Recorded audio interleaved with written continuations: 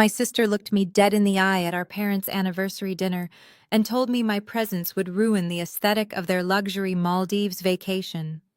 My own mother chimed in, telling me to stop being selfish and let them enjoy their trip.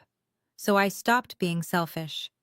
I also stopped the $3,200 monthly transfer that was secretly funding their entire lifestyle. 2 weeks later, I woke up to 75 missed calls from people who were suddenly stranded and begging for my help. My name is Chloe. I am 35 years old, a vice president of operations at a tech firm, and until recently, my family's personal ATM. Before I continue this story, let me know where you are watching from in the comments below.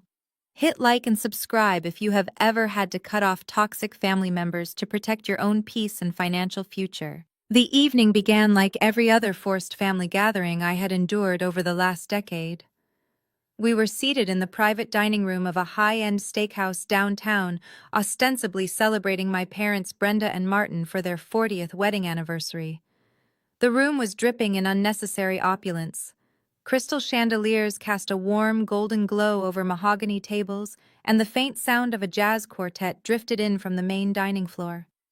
I wore a tailored emerald pantsuit, having rushed straight from a board meeting, feeling the familiar exhaustion deep in my bones. Across from me sat my younger sister Jasmine. At 32, Jasmine had never held a job for more than 6 months. She referred to herself as an entrepreneur and a digital creator, titles that practically meant she spent her days curating a fake life on social media, while I quietly paid the bills. Beside her was her husband, Trevor. Trevor was a failed day trader who came from old money but had been cut off by his own parents years ago. He compensated for his lack of income with an abundance of arrogance, constantly looking down on my corporate career as if earning an honest living was beneath him. We had barely finished our appetizers when Jasmine tapped her manicured nails against her champagne flute. The sharp clinking sound immediately commanded the attention of the table. My parents looked at her with the kind of absolute adoration they never seemed to have left over for me. Jasmine reached into her oversized designer bag and pulled out a stack of thick cream-colored envelopes. They were sealed with gold wax and looked like royal decrees. She beamed, her perfect teeth flashing in the dim light. "I have a surprise," Jasmine announced, her voice dripping with artificial sweetness. "For Mom and Dad's anniversary, Trevor and I have put together the ultimate family getaway.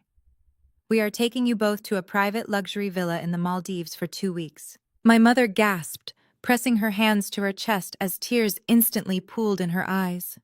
My father, Martin, let out a booming laugh and clapped Trevor on the shoulder, praising him for being such a phenomenal son-in-law. I sat there quietly calculating the math. A private villa in the Maldives for 4 adults plus flights would easily cost tens of thousands of dollars. Money I knew for an absolute fact neither Jasmine nor Trevor possessed. Jasmine began passing the envelopes across the table. One for my mother, one for my father. I watched the thick cardstock slide across the pristine white tablecloth. Automatically, I extended my hand to receive mine.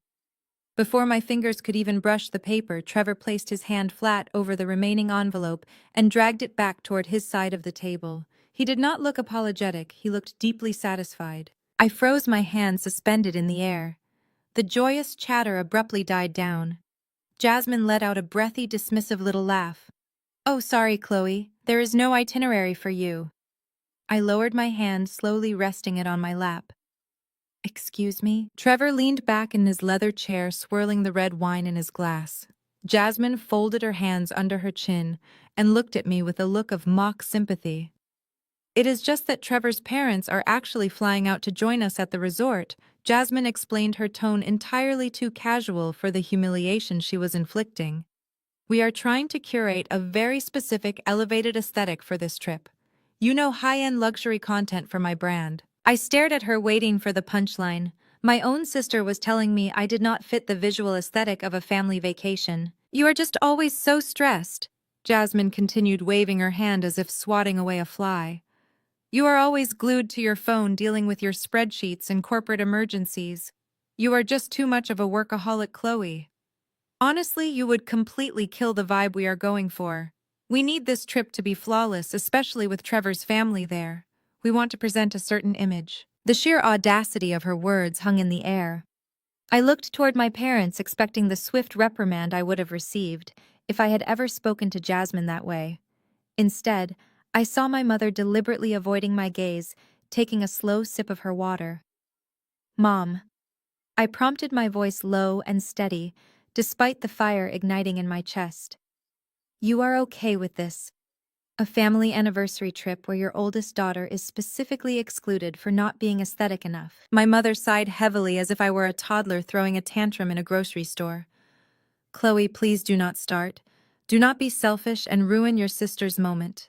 She and Trevor have worked so hard to put this beautiful trip together for us." "Your mother is right," my father added, his tone thick with warning. "This is about family peace. You know you do not enjoy the beach anyway. Just let them have this. Be happy for us for once instead of making everything a competition." A competition.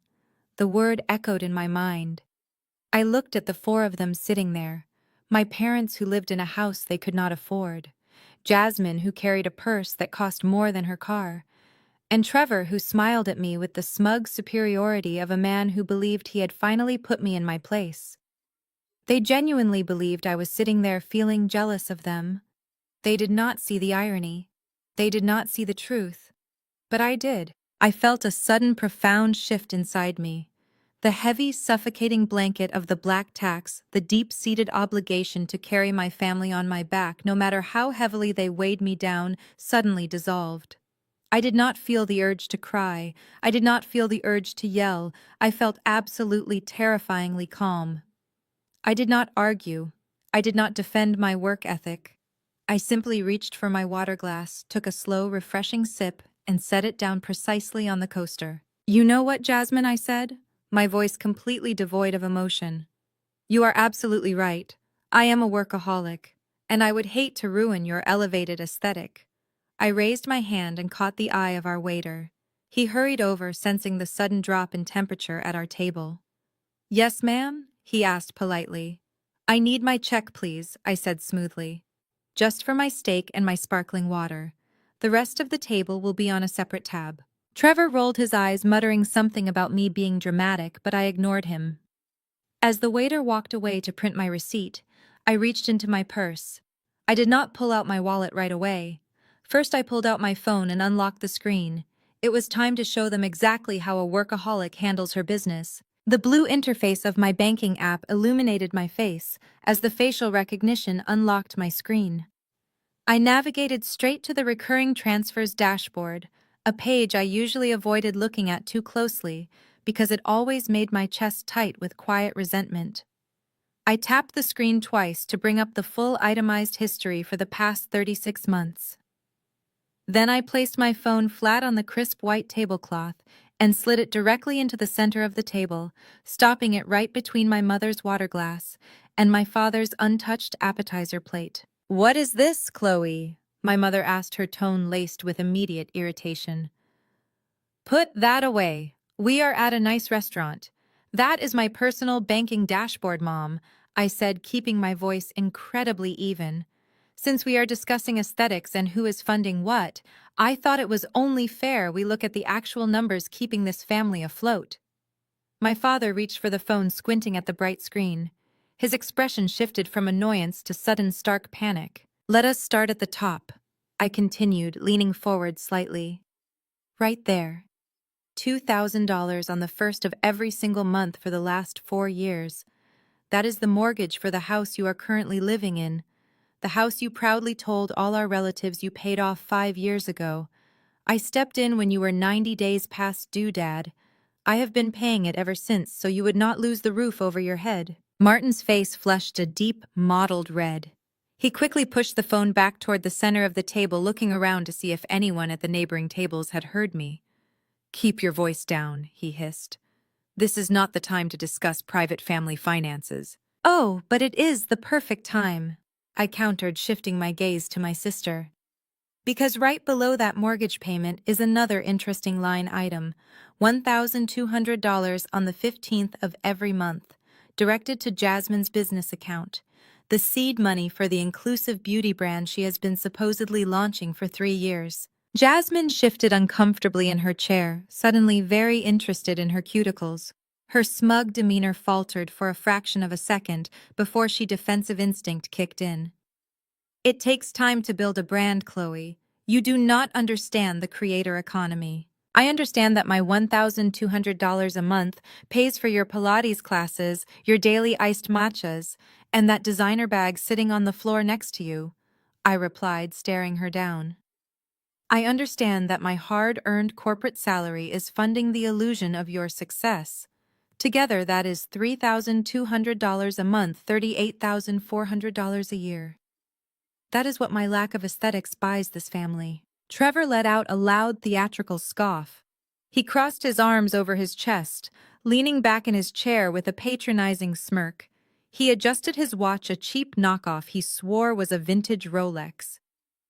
Are you really going to sit here and nickel and dime your own parents over a few old loans? Trevor asked, shaking his head. You make a fortune as a VP. That money is pocket change to you. Besides, you are completely delusional if you think your little handouts have anything to do with this vacation. I turned my attention to him, feeling a cold wave of clarity wash over me. Is that so? Yeah, that is so, Trevor said, puffing out his chest. My crypto portfolio blew up last month. I cashed out a fraction of my Ethereum to treat your parents to the Maldives because they deserve a son-in-law who actually takes care of them. You are just being dramatic and trying to ruin the mood because you are jealous that Jasmine and I are stepping up while you are married to your spreadsheets. I looked at him. I looked at Jasmine, who was nodding along with her husband's blatant lie.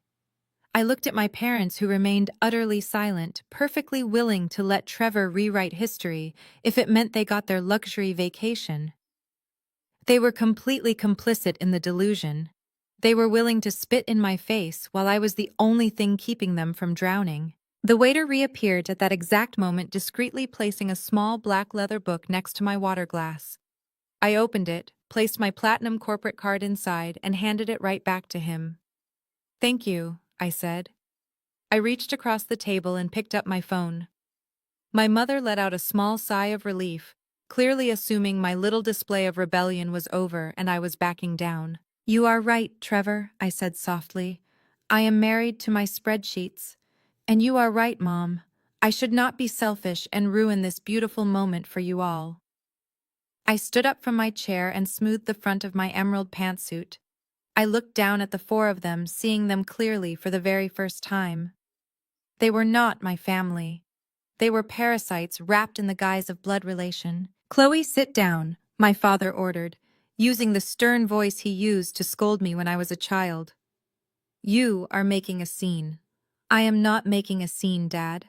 I am curating my aesthetic, I replied. I looked down at my phone screen, which was still displaying the recurring transfers dashboard. I tapped the edit button. I selected the monthly mortgage transfer. I selected Jasmine's monthly allowance. I looked my sister dead in the eye as I hovered my thumb over the screen. Have a wonderful time in the Maldives, I said, my voice carrying a quiet, terrifying finality. I hope the crypto market stays strong for you, Trevor. I pressed the bright red button labeled Cancel All Recurring Transfers. A loud, crisp confirmation chime echoed from my phone speaker, cutting through the ambient noise of the restaurant like a knife. The table went dead silent.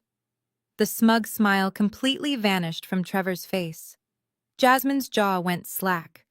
My father's eyes widened in sheer horror as the reality of that tiny chime settled over them. They knew exactly what that sound meant. The bank was closed. 48 hours had passed since the sharp chime of my banking app echoed through the private dining room of that steakhouse. I did not receive a single text message or phone call apologizing for the dinner. Instead, my family operated exactly how I expected them to operate. They wrapped themselves in a comfortable blanket of absolute denial, assuming my cancellation was just a temporary tantrum. They genuinely thought I would cool off over the weekend, log back into my portal, and resume my position as their silent, obedient checkbook. They were gravely mistaken. It was Tuesday morning, and I was standing in the kitchen of my penthouse condo, a space I had purchased and furnished entirely with my own money. The floor-to-ceiling windows offered a panoramic view of the city skyline as the early sun washed over the glass. I was adjusting the collar of my tailored navy silk blazer, mentally reviewing the quarterly profit projections for a major board meeting I was leading at 10 o'clock. The rich aroma of freshly brewed espresso filled the room. For the first time in years, my shoulders did not ache with the weight of someone else's financial irresponsibility. I felt completely focused and incredibly light. Then came the pounding. It was not a polite knock. It was the heavy, aggressive, rhythmic hammering of someone who felt entitled to knock down the door if it was not opened immediately. My building had a strict security policy, but my father had always been adept at bullying front desk attendants and slipping into elevators behind other residents. I set my espresso cup down on the marble counter, walked slowly to the foyer, and swung the heavy mahogany door open. My father, Martin, stood there, his face contorted in a dark mixture of rage and panic. He was not wearing his usual casual golf attire. He looked disheveled, his breathing heavy, gripping his smartphone so tightly his knuckles were pale. "Chloe, what is wrong with your bank account?" he demanded loudly, pushing his way past me into the entryway without waiting for an invitation. I calmly closed the door behind him and turned around. "Good morning to you too, Dad." "Do not play smart with me," he snapped, holding his phone up to my face. The screen displayed a bright red notification from his banking app. The automated transfer failed. It says the account was closed or the authorization was revoked. Call your wealth manager and fix this glitch right now. The mortgage grace period ends in 3 days, and if the money does not clear, they are going to hit me with a late penalty. I looked at the red text on his screen, then looked up into his demanding eyes. "There is no glitch, Dad," I said, keeping my voice incredibly steady. I pressed cancel at the restaurant, and I meant exactly what I did. "The Bank of Chloe is permanently closed." Martin stared at me, his jaw tightening as the reality of my words tried to penetrate his stubbornness. He shoved the phone into his pocket and crossed his arms. "Stop throwing a tantrum. You are 35 years old, acting like a jealous teenager because your sister planned a nice trip. Fix the transfer before you actually cause a problem." "I am not fixing anything," I replied, walking back into the kitchen to retrieve my coffee. "You and Mom made it perfectly clear that my presence ruins the aesthetic of this family. I am simply removing my unaesthetic money from your accounts so you can fully enjoy your luxury vacation without my burdensome vibes dragging you down." My father followed me, his anger boiling over into the toxic guilt he had used to control me my entire adult life. He was weaponizing the black tax, pulling out the exact phrases designed to make me feel like a failure of a daughter. "We gave you life, Chloe," he shouted, his voice echoing off the high ceilings. "We put clothes on your back and a roof over your head. In this family, we take care of our own. When you make it to the top, you are supposed to pull your family up with you. That is how we survive. You owe us this respect." I turned around, gripping the edge of the counter. "I did pull you up, Dad. I paid your mortgage for 4 straight years. I funded Jasmine's endless parade of fake startups. I pulled you up and you all used the rope to try and hang me. You are not asking for a hand up. You are demanding a handout while simultaneously telling me I am not good enough to sit at the dinner table. You ungrateful little girl." Martin sneered, his face inches from mine. "If you do not authorize that transfer right now, I will disown you. You will not have a family to come back to. We will cut you out completely." I held his gaze without blinking. Then I walked past him, opened the utility closet in the hallway, and pulled out 3 flattened cardboard moving boxes I had saved from a recent delivery. I walked back and dropped them heavily at his feet. "If you cannot make your own mortgage payment this week, you are going to need these," I said, pointing to the cardboard. "I suggest you go home and start packing your entitlement." Martin looked at the boxes, his lip curling into an ugly sneer. He let out a harsh, bitter laugh that lacked any real humor. He kicked one of the boxes out of his way and adjusted his jacket. "Trevor was absolutely right about you," Martin said, his voice dripping with venom. "You are just a bitter, lonely woman who cannot stand to see her sister happy.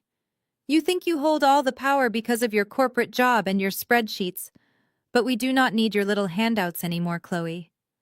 I raised an eyebrow, waiting for the delusion. "Trevor is liquidating a massive chunk of his crypto portfolio.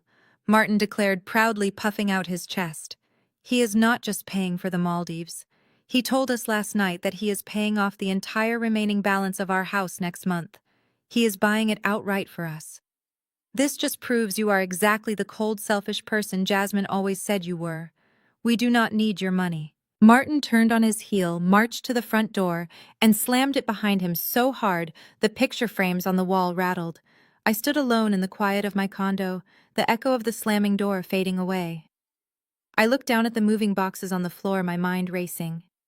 Martin had thrown the statement out like a triumphant weapon, fully believing his son-in-law was a millionaire savior. But I worked in finance. I knew exactly how to spot a lie. Trevor paying off a house. Trevor, who could not even qualify for his own car lease 3 months ago, without Jasmine begging me to co-sign, which I refused. Trevor, whose supposed crypto wallet was a running joke among his own college friends because he had lost everything in a crash 2 years prior. The math did not just look bad, it looked entirely impossible. Trevor did not have the capital to pay for a fast food dinner, let alone a luxury vacation and a massive real estate payoff. A cold chill ran down my spine as the first piece of the puzzle clicked into place. They were not just delusional.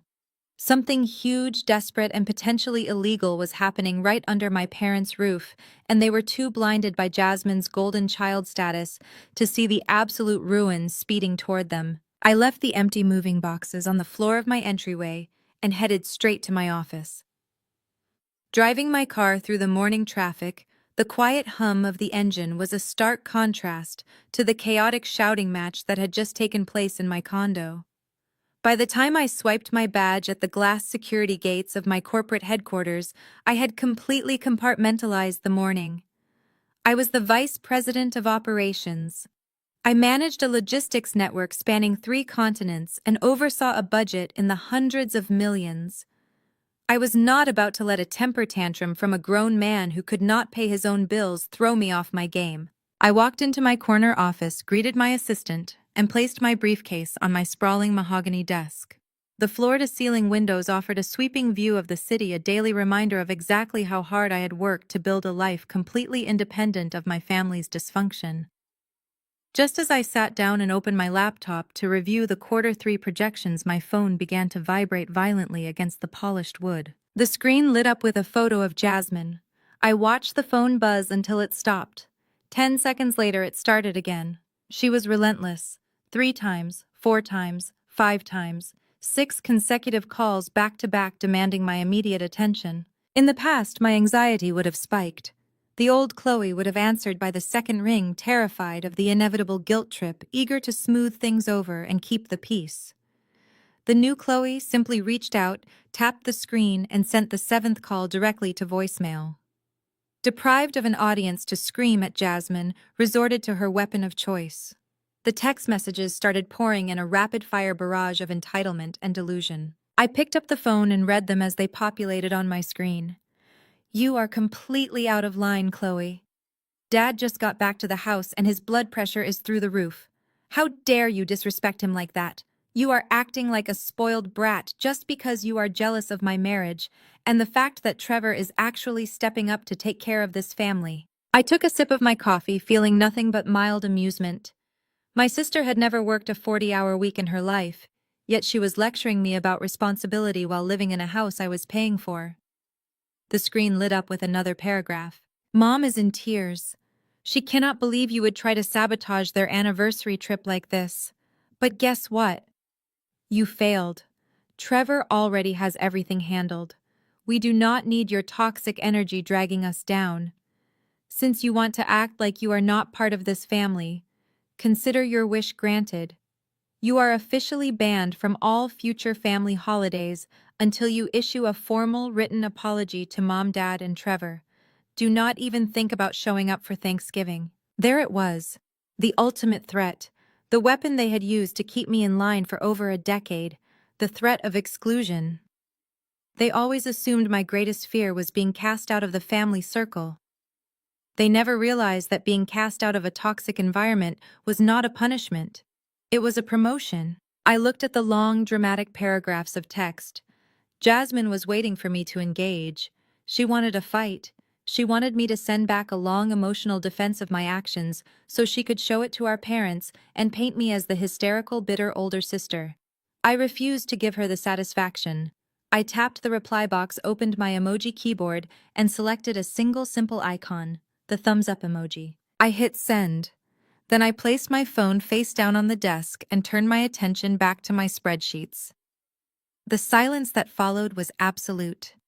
The thumbs up was the ultimate dismissal. It robbed her of any power, acknowledging her ridiculous threats without offering a single word of validation.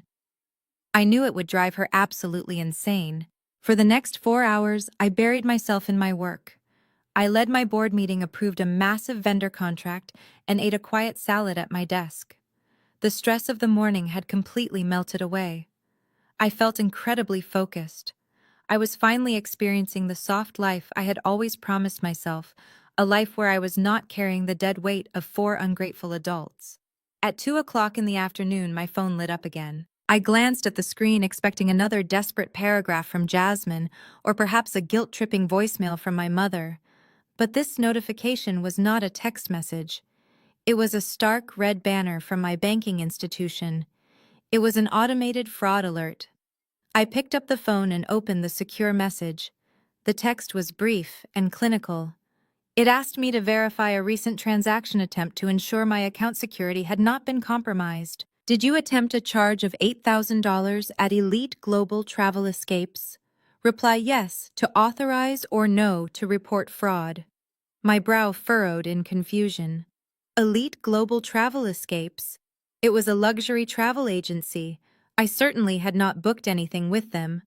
But what caught my attention was the specific account number listed at the bottom of the alert. It was not my primary platinum corporate card.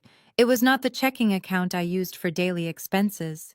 It was a line of credit connected to an old secondary credit card I had opened 6 years ago and rarely ever used. In fact, that specific physical card had been sitting in a drawer at my parents' house since the day I accidentally left it there after paying for their emergency roof repair 3 years ago. I stared at the $8,000 figure. The pieces of the puzzle I had been looking at all morning suddenly slammed together with terrifying clarity. Trevor was not liquidating his crypto portfolio. Trevor did not have a crypto portfolio. Trevor and Jasmine were flat broke. They had promised my parents the world, expecting my usual monthly $3,200 deposit to cover the initial hotel holds and flight deposits. When I canceled the transfer at the restaurant, their entire house of cards collapsed. They were desperate. They had a luxury trip to pay for and no money to do it. So they did what entitled people always do when backed into a corner. They resorted to theft. Jasmine had gone into that drawer, found my old credit card, and handed it to her husband to fund their aesthetic lifestyle. They actually thought they could charge an $8,000 vacation to my name, and I would just quietly pay the bill to keep the family peace. A cold, dark smile spread across my face. I tapped the screen and typed a single word in reply to the bank. No. I hit send, immediately flagging the transaction as fraudulent and locking the account permanently. Trevor and Jasmine had just crossed a line they could never uncross.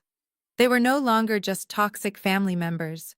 They were criminals who had just attempted federal wire fraud, and they had absolutely no idea that the trap they had set for themselves was about to snap shut. The morning after I blocked the fraudulent $8,000 charge, a strange quiet fell over my phone. Jasmine did not call to scream at me. My mother did not text me another guilt trip. But I knew my sister too well to believe she had simply accepted defeat. Jasmine did not retreat. She just changed the battlefield.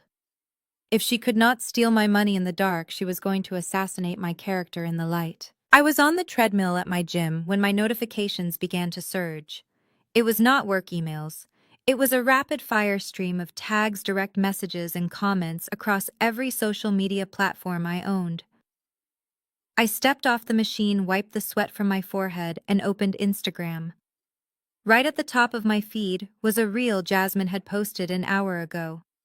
She had already cross-posted it to TikTok, where it was rapidly gaining traction. The video was a masterclass in manipulation.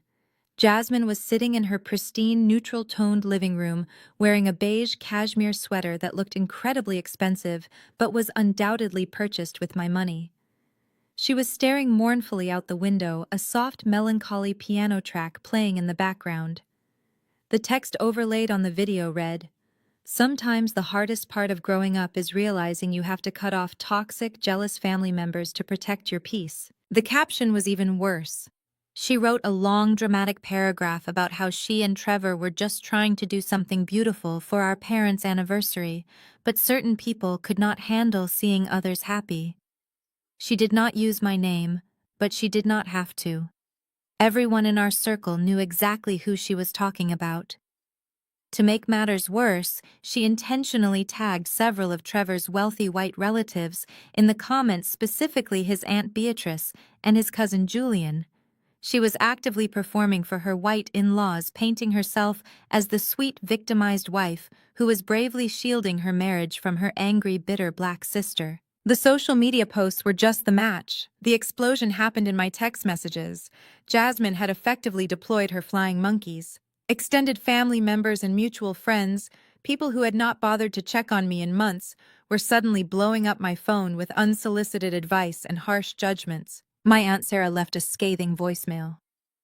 "Chloe, I just saw Jasmine's video. I cannot believe you are acting like this. Your parents have sacrificed everything for you, and you are throwing a temper tantrum and ruining their anniversary trip just because you do not have a husband of your own. It is completely embarrassing." My cousin Jamal sent a barrage of texts. "You are really out here trying to sabotage the family vibe because you are a bitter spinster. Trevor is trying to do a good thing for Uncle Martin. Get over yourself and apologize before you end up completely alone." I stood in the corner of the gym staring at the screen. A few years ago, this coordinated attack would have broken me. I would have drafted a dozen different public statements trying to defend myself. I would have called every aunt and cousin crying, trying to explain that I was the one paying the bills, that Jasmine was a fraud, and that Trevor was broke. I would have begged them to understand my side of the story. But the woman standing in that gym was no longer interested in defending her character to people who were committed to misunderstanding her. I realized that arguing with them would only give Jasmine exactly what she wanted. She wanted me to look crazy. She wanted me to have a public meltdown so she could point her finger and say, "Look, I told you she was unstable." Let them call me bitter. Let them call me a spinster. Let them believe the beautiful fairy tale that Trevor and Jasmine were wealthy philanthropists taking my parents on a luxury vacation. I knew the truth. I knew Jasmine had just attempted a felony because she could not afford the very trip she was bragging about online. Their entire aesthetic was built on a foundation of lies, and without my money holding it up, it was only a matter of time before gravity did its job. I did not reply to Aunt Sarah. I did not text Jamal back. I did not leave a single comment on Jasmine's pathetic video. I simply blocked their numbers, restricted Jasmine's accounts, and drove back to my condo. I took a long hot shower, made myself a fresh cup of coffee, and opened my laptop on the kitchen island. If my family wanted to play pretend on the internet, I was going to live the reality. I pulled up the itinerary Jasmine had handed out at the restaurant. I noted the exact dates they were supposedly flying out to their private villa. Then I opened the Emirates Airlines website. I bypassed the economy section. I bypassed business class. I clicked directly on the first-class private suites. I typed in the exact same dates my family was supposed to be away, but I was not going to the Maldives. I selected a direct flight to Dubai. I booked a 14-day stay at a 5-star resort overlooking the Arabian Gulf, complete with a private plunge pool and a dedicated concierge. I paid for the entire trip in full using the platinum card Jasmine had tried so desperately to replicate. As the confirmation email landed in my inbox, a deep sense of peace washed over me. I was not going to fight them in the mud. I was going to Dubai. I walked into the gleaming glass atrium of my corporate headquarters the following Tuesday, feeling untouchable. The Dubai itinerary was firmly locked in. I had successfully insulated myself from Jasmine's digital temper tantrum by silencing every notification. I swiped my badge at the executive elevator banks, ready to tackle a major supply chain review and bury myself in the comfort of high-level logistics. But before the silver doors could slide open, a frantic voice echoed across the expansive marble lobby. "Chloe, Chloe, please." I turned around and felt my stomach drop instantly. It was my mother, Brenda. She looked entirely out of place amidst the sharp-tailored suits and leather briefcases of my colleagues. She was wearing a tan trench coat, her hair slightly disheveled, and she was clutching her designer handbag like a life preserver. How she had bypassed the strict corporate building security was a mystery for exactly 2 seconds until the head security guard caught my eye from across the room looking highly apologetic. He mouthed the words, "family emergency." She had lied to get in. Mom hurried over to me, her heels clicking loudly against the polished floor. She reached out and grabbed my forearm with a desperate digging grip. "Chloe, thank God I caught you. We need to talk right now." I took a deliberate step back, forcing her to release my arm. "Mom, I am at work. You cannot just show up at my corporate office and lie to my security team to ambush me." Brenda's eyes immediately filled with tears. It was a spectacular performance. Her lower lip quivered, and her voice trembled with exactly the right amount of maternal distress. "I had to see you," she cried softly. "You are ignoring all of my calls. You are blocking your sister. Chloe, please. You are tearing this family apart over a simple misunderstanding at dinner." She reached into her pocket, pulled out a tissue, and dabbed the corners of her eyes. "Your father has barely slept a wink. I am an absolute nervous wreck. We are your parents. How can you be so incredibly cold to us?" I quickly guided her toward a quiet alcove near a large decorative water feature, shielding us from the curious stares of passing executives. "I am not being cold, Mom. I am being financially responsible. I am no longer funding Trevor and Jasmine's delusions of grandeur." Brenda sniffled, dropping her voice to a frantic, urgent whisper. "But you have to send the transfer, Chloe, just one last time. Please, we are literally begging you." I crossed my arms over my chest, looking down at her. "Why, Trevor is a crypto millionaire now, remember? He announced to the whole table that he is paying off your house next month. Why do you need my $3,200 so badly?" Brenda looked around nervously, her hands shaking as she twisted the tissue into a tight knot. "The travel agency needs the final deposit by Friday morning. If we do not wire the funds, they are going to cancel the villa reservation completely. Trevor's parents have already purchased their first-class flights. If the villa falls through, the humiliation will utterly destroy Jasmine's marriage. His family will look down on us forever. We cannot lose face in front of those people, Chloe. We have to show them we belong." I stared at her, my mind quickly doing the math. Something was deeply, fundamentally wrong with her story. "Mom," I said slowly, "my monthly transfer was set up directly to pay your mortgage. What does my mortgage transfer have to do with the travel agency deposit?" Brenda swallowed hard, refusing to meet my eyes. She stared intently at the floor. The silence stretched between us, thick and heavy, and then the horrifying truth clicked into place inside my brain. "You did not pay the mortgage," I said, my voice dropping to a harsh, disbelieving whisper. "Did you? For the last few months, you and Dad have been taking my mortgage payments and hoarding them to give to Jasmine for this trip." Brenda finally looked up, her expression a toxic mixture of immense guilt and defensive entitlement. "We had to help her, Chloe. Trevor's business hit a rough patch, and Jasmine wanted to do something spectacular for our anniversary to impress his parents. We were going to catch up on the house payments right after the trip. But we needed your deposit this month to cover the final hotel hold. When you canceled it and then maliciously blocked that credit card charge yesterday, you ruined everything." I felt a freezing wave of absolute disgust wash over me. I had been working 80-hour weeks, sacrificing my own peace of mind, dealing with high blood pressure, all because I believed I was keeping a roof over my aging parents' heads. I thought I was doing the honorable thing. Meanwhile, they were treating my hard-earned money like a slush fund to finance my sister's fake luxury life. They were actively risking their own home, risking foreclosure and ruin, just to keep up appearances for a bunch of wealthy white-in-laws who did not even respect them. "You risked the house," I said, shaking my head slowly. You stole from me, you lied to me, and you risked the roof over your own head for an Instagram aesthetic. It is just a temporary setback, Brenda pleaded, stepping forward and reaching for my hands again. Chloe, please. Just wire the money to Jasmine today. Be the bigger person. Save our family's dignity. I promise on my life we will pay you back every single cent. I pulled my hands away abruptly. There is no dignity left to save Mom. And there is absolutely no more money. The bank is permanently closed. The moment the words left my mouth, Brenda's tears instantly vanished. The soft, pleading, distressed mother was entirely replaced by the bitter, demanding woman I knew all too well.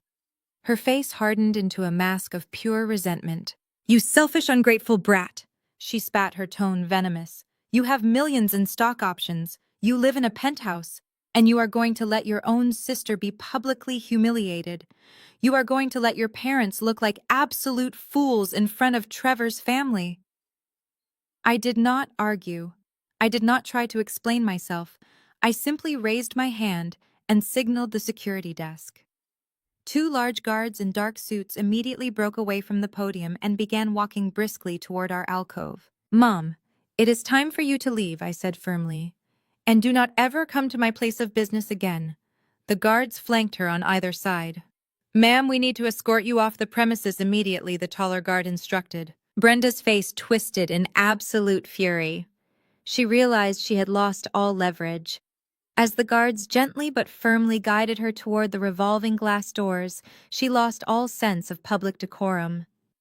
She turned back toward me, her voice echoing loudly across the marble lobby for every executive assistant and client to hear. You are dead to me, Chloe, she screamed, pointing a shaking finger in my direction. Do you hear me? You are dead. You are no daughter of mine. I stood perfectly still next to the fountain, watching her get pushed out into the busy city street. She thought she was cursing me with the ultimate punishment. But as the glass doors spun shut, blocking out her screaming, all I felt was the glorious, weightless relief of an absolute severing. Friday morning arrived with a crisp sense of finality. I was sitting in a plush leather armchair inside the Emirates first-class lounge at JFK International Airport. A flute of chilled vintage champagne rested on the marble side table next to me. The lounge was a sanctuary of hushed voices, soft jazz, and impeccable service a million miles away from the manufactured chaos of my family. Outside the floor-to-ceiling windows, massive A380 jets were being prepped for their long-haul journeys. I took a slow sip of the champagne, letting the cool liquid soothe the lingering tension in my jaw. For the first time in my adult life, I was completely untethered. My phone was set to a strict filter, sending all calls and texts from my relatives straight to a hidden folder. I was just minutes away from boarding my direct flight to Dubai, ready to trade the heavy burden of the black tax for 14 days of absolute unbothered luxury. I was in the middle of reviewing my final itinerary when a single notification bypassed my filters. It was a text from an unknown number, but the moment I saw the preview image, I knew exactly who had sent it. Jasmine had clearly borrowed a phone, likely from one of Trevor's parents, just to ensure her parting shot reached me. I set my glass down and opened the message. It was a group selfie. Jasmine was front and center, wearing an oversized designer sunglass frame indoors, flashing her brightest, most artificial smile. Behind her stood Trevor, puffing his chest out proudly in a cheap linen shirt. Flanking them were my parents, Brenda and Martin, looking distinctly strained despite their forced grins. My mother's eyes carried a heavy, exhausted shadow that no filter could completely erase.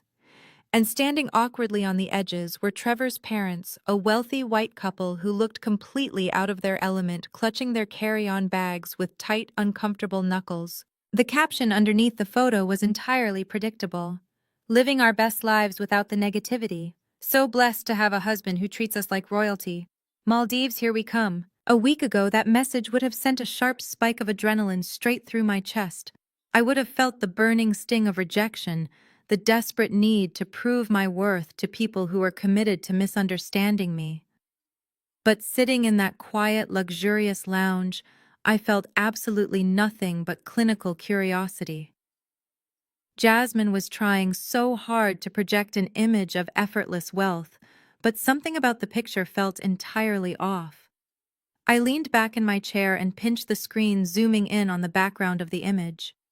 My corporate operations background had trained me to look for anomalies to spot the tiny logistical details that did not align with the presented narrative. And Jasmine's narrative was currently falling apart pixel by pixel. The first thing I noticed was the seating area behind them. The carpet was a drab stained blue, and the chairs were cramped rows of hard plastic attached to metal bars. It looked absolutely nothing like the international departure terminal for premium airlines that flew to the Indian Ocean. It looked exactly like a domestic budget airline gate. I zoomed in further, tracing the background until my eyes landed on the glowing digital sign above the boarding desk in the upper left corner of the frame. It read, Gate B14. I knew this airport like the back of my hand. Terminal B was exclusively used for domestic budget carriers. You could not catch a luxury flight to the Maldives from Gate B14. You could barely catch a flight with complimentary peanuts from Gate B14. My heart rate stayed perfectly steady as I moved my thumb across the screen, focusing on my father's hand. He was holding a stack of boarding passes, trying to angle them away from the camera, but a small sliver of the top ticket was clearly visible. I magnified the image until the printed text was legible. There was no gold foil. There was no premium class indicator. It was a standard economy class ticket, printed on flimsy thermal paper. You could even see the bright red logo of a notorious discount airline peeking out from under his thumb. But the most damning piece of evidence was the three-letter airport destination code printed in bold black ink, right next to my father's knuckle. It did not say MLE for Male International Airport. It said MCO, Orlando, Florida. I let out a short, genuine laugh that caused a passing flight attendant to smile politely in my direction. The sheer audacity of their lie was breathtaking. Trevor's supposed crypto fortune had obviously never materialized. My old credit card had been permanently blocked. They literally had zero funds to pay for the luxury villa or the international flights. Instead of admitting the truth, canceling the trip, and facing the ultimate humiliation in front of Trevor's parents, they had doubled down on the delusion. They had clearly booked the absolute cheapest domestic flight they could find at the very last minute. They were dragging everyone to a budget resort in Florida, while undoubtedly planning to post heavily edited photos online, pretending they were in an exotic paradise. They were performing a play, and the stage was actively collapsing underneath them. But a trip to Florida, even a cheap one, still required money. It required a hotel hold for multiple rooms, rental cars, and daily dining expenses for 6 adults.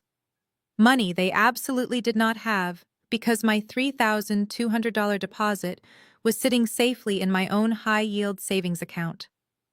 They were flying straight into a financial brick wall, and they had a pair of wealthy, judgmental in-laws tagging along to witness the inevitable crash. I realized then why my mother had looked so frantic at my office. She knew they were walking into a trap of their own making. She knew that without my money to cover the incidental charges and hotel deposits once they landed, the entire facade would shatter. I closed the photo and deleted the message thread entirely. I did not text back to gloat. I did not call them out on their pathetic, transparent lie. I simply picked up my glass, finished the last drop of champagne, and stood up as the boarding announcement for my first-class suite to Dubai echoed softly through the lounge. They wanted to live their best lives without me. Now they were about to find out exactly how expensive reality could be when the free ride abruptly ends. I handed my first-class boarding pass to the gate agent and walked down the carpeted jet bridge. Stepping into the Emirates cabin felt like crossing a physical boundary between my old life of endless obligation and my new life of absolute freedom. The flight attendant greeted me warmly by my first name and guided me to my private suite. The heavy walnut sliding doors closed behind me with a soft click, instantly shutting out the ambient noise of the cabin and the rest of the world. I sank down into the plush leather seat, stretching my legs out completely, and accepted a chilled glass of vintage champagne. Before the massive aircraft even pushed back from the terminal, I pulled my phone out of my purse. I stared at the blank screen for a long moment. I knew my family was currently boarding their cramped budget flight to Orlando. I knew that within a few hours they would land, try to check into whatever cheap hotel they had managed to book, and realize that their financial safety net was completely gone. The aggressive text messages and manipulative phone calls would inevitably start pouring in the second their credit cards began to decline. I had zero interest in being a spectator to their self-inflicted chaos. I swiped down from the top of my screen and pressed the airplane mode icon. The cellular signal vanished instantly. As the plane accelerated down the runway and lifted off into the sky, I felt a physical weight lift from my shoulders. For the next 14 hours, I was completely unreachable. It was the most profound, beautiful silence I had experienced in my entire adult life. When we finally touched down in Dubai, the evening sun was casting long golden shadows across the desert landscape. A private chauffeur was waiting for me at the arrivals gate, holding a sleek digital tablet with my name displayed. As I settled into the back seat of the air-conditioned luxury sedan, I knew I had to reconnect to the cellular network, but I was fiercely protective of the peace I had found in the air. I opened my phone settings and meticulously created a custom focus mode. I manually selected the contacts for my mother, my father Jasmine, and Trevor. I routed every single one of their phone calls directly to voicemail without allowing the phone to ring. I directed every text message straight into a hidden silenced folder. There would be no banners popping up on my screen. There would be no sudden vibrations to spike my anxiety. I locked the device and looked out the tinted window at the towering futuristic skyscrapers illuminated against the night sky. The radio silence had officially begun. The next 9 days were an absolute revelation. My resort was a sprawling, opulent oasis, located right on the edge of the crystal-clear Arabian Gulf. My mornings started with private yoga sessions on my terrace, the warm ocean breeze washing over me, followed by elaborate breakfast spreads featuring fresh exotic fruits, warm pastries, and perfectly brewed Arabic coffee. There was no one sitting across from me demanding my money. There was no one rolling their eyes at my career or telling me my presence ruined their aesthetic. I was surrounded by beauty, and for the first time I felt like I truly belonged in it. I spent my afternoons lounging by the exclusive beach club and attending high-level networking dinners. I connected with international executives and brilliant entrepreneurs who respected my corporate background instead of resenting it. One evening, I attended a private yacht mixer and met a phenomenal group of successful Black women from London, Johannesburg, and Atlanta. We sat under the stars drinking expensive wine and talked openly about the heavy, suffocating burden of the black tax. We shared stories of the immense pressure placed upon us to be the strong, uncomplaining financial pillars of our families. We talked about how society expects Black women to carry everyone else on our backs until we collapse from the weight. Being in their company was incredibly validating. We celebrated the radical, necessary act of choosing ourselves. We celebrated the soft life. I realized during those conversations that cutting off my family was not just about the money. It was about reclaiming ownership of my own nervous system. For over a decade, I had been deeply conditioned to believe that my value as a human being was directly tied to my financial utility. If I was not paying a past due bill, fixing a manufactured crisis, or funding an extravagant lifestyle, my family treated me like a useless burden.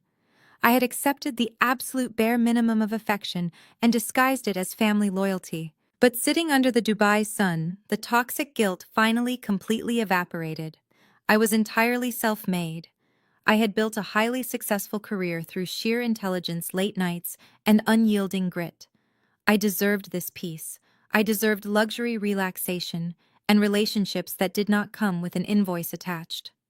I was finally shedding the heavy armor I had been forced to wear for so long. I was no longer the family ATM. I was just Chloe. By the 10th day of my trip, I felt completely transformed. I was sitting on the edge of my private plunge pool wearing a silk cover-up, watching the sun slowly dip below the horizon. The sky was painted in brilliant, vibrant shades of orange and deep purple. The total silence from my family had been a glorious gift, but human curiosity is an incredibly powerful thing. I knew they were supposed to be checking out of their budget Florida resort around this time.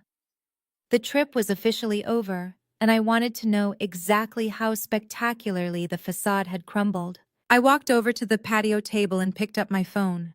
I bypassed my regular inbox, which was filled with pleasant emails from colleagues and friends, and navigated straight to the hidden folder I had set up on the day I arrived. I took a deep, steadying breath and tapped the screen to open the archive. I did not expect the sheer staggering volume of panic that greeted me. The screen instantly lit up with a solid wall of bright red notification badges. I scrolled slowly down the list, doing the mental math as the names repeated over and over again. The radio silence had only been on my end. On their end, it had been an absolute symphony of desperation. There were exactly 75 missed calls. I sat back against the plush cushions of the outdoor sofa on my balcony. The warm desert breeze rustled the leaves of the potted palms around me, carrying the faint exotic scent of jasmine and spices from the resort gardens below. The city of Dubai glittered like a sea of diamonds against the night sky, a towering monument to structure planning and wealth. I held my phone in my hand, staring at the bright red notification badge displaying the number 75. I took a slow sip of my iced water, steadied my breathing, and pressed play on the very first message. It was recorded on Saturday afternoon, right around the time their discount flight would have landed in Orlando. My mother's voice came through the speaker, sounding more irritated than panicked. "Chloe, pick up your phone right now.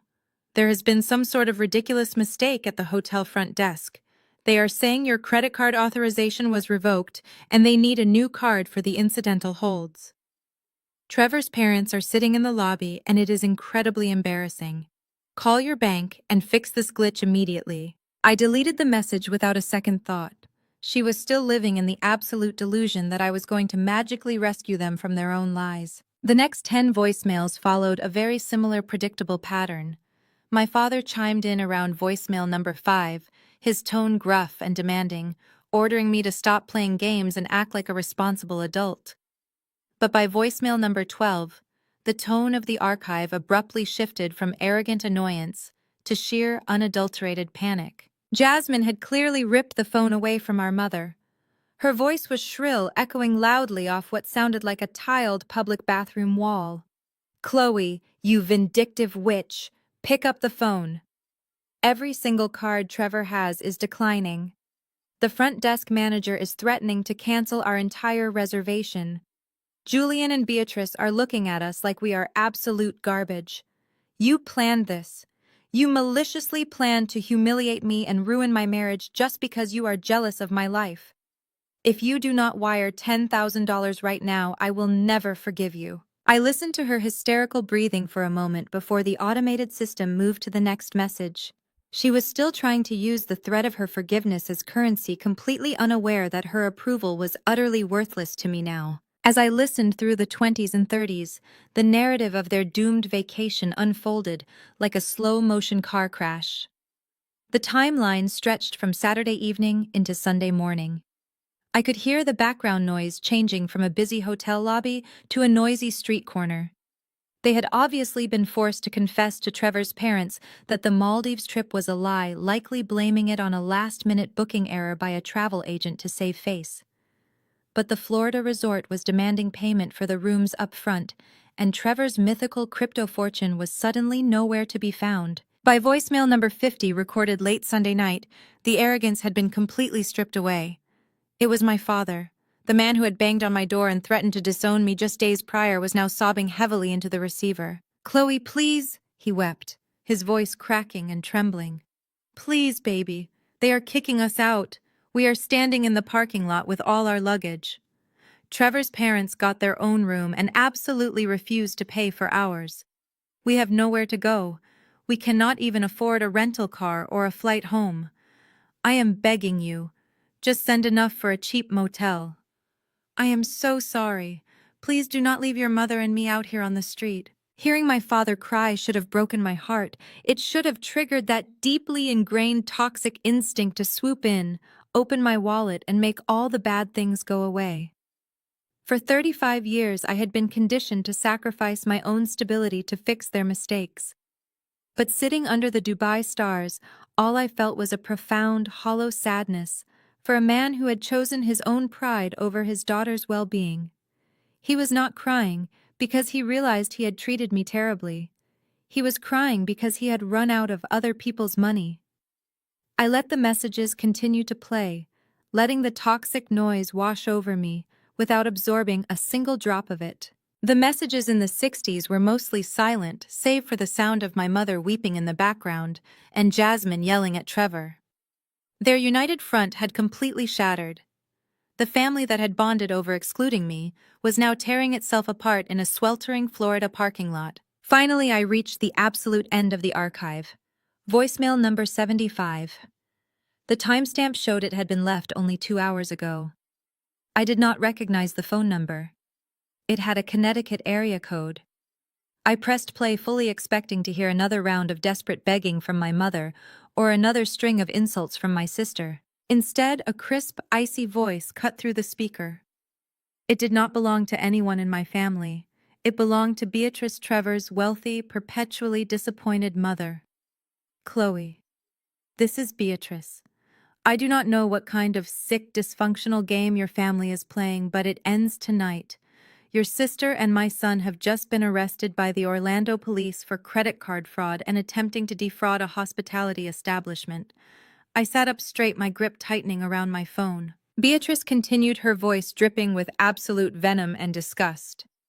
They tried to use a stolen corporate credit card to pay for their luxury suites, and when it flagged as fraudulent, they tried to run away. The hotel management called the authorities immediately.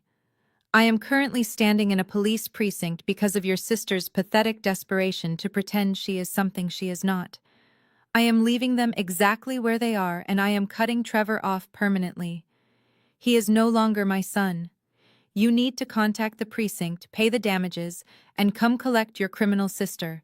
Do not ever let anyone from your family contact me again. The line went dead with a sharp click. I sat completely frozen on my balcony, the warm wind suddenly feeling very cold against my skin. The old credit card Jasmine had stolen from my parents' house was not just a regular card. I had upgraded my accounts years ago. That specific line of credit was tied to my corporate entity. Jasmine had not just tried to steal from her sister. She had attempted to defraud a registered corporation across state lines. She had actually committed a felony, dragged her husband down with her, and completely destroyed her marriage in the process.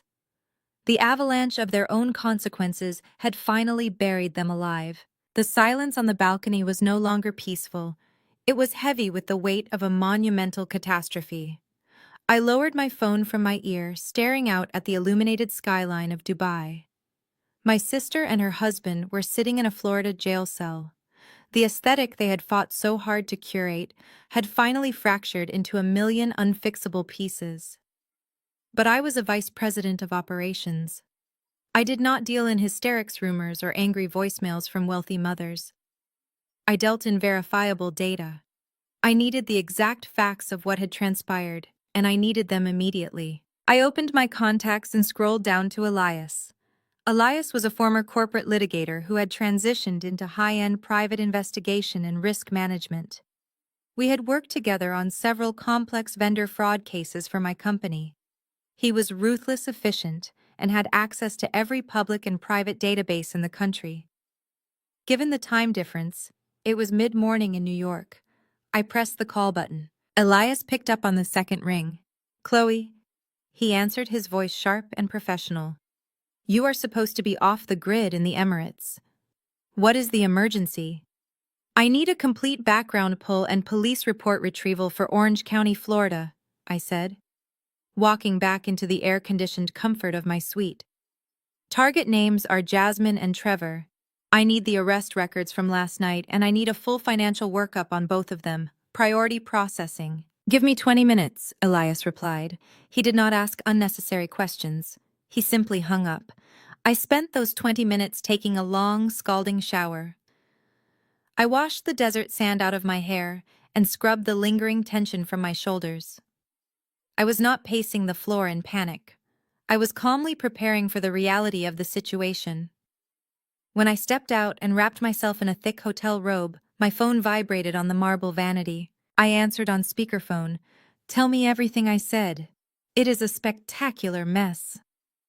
Chloe Elias began, the sound of keyboard clacking echoing through the line.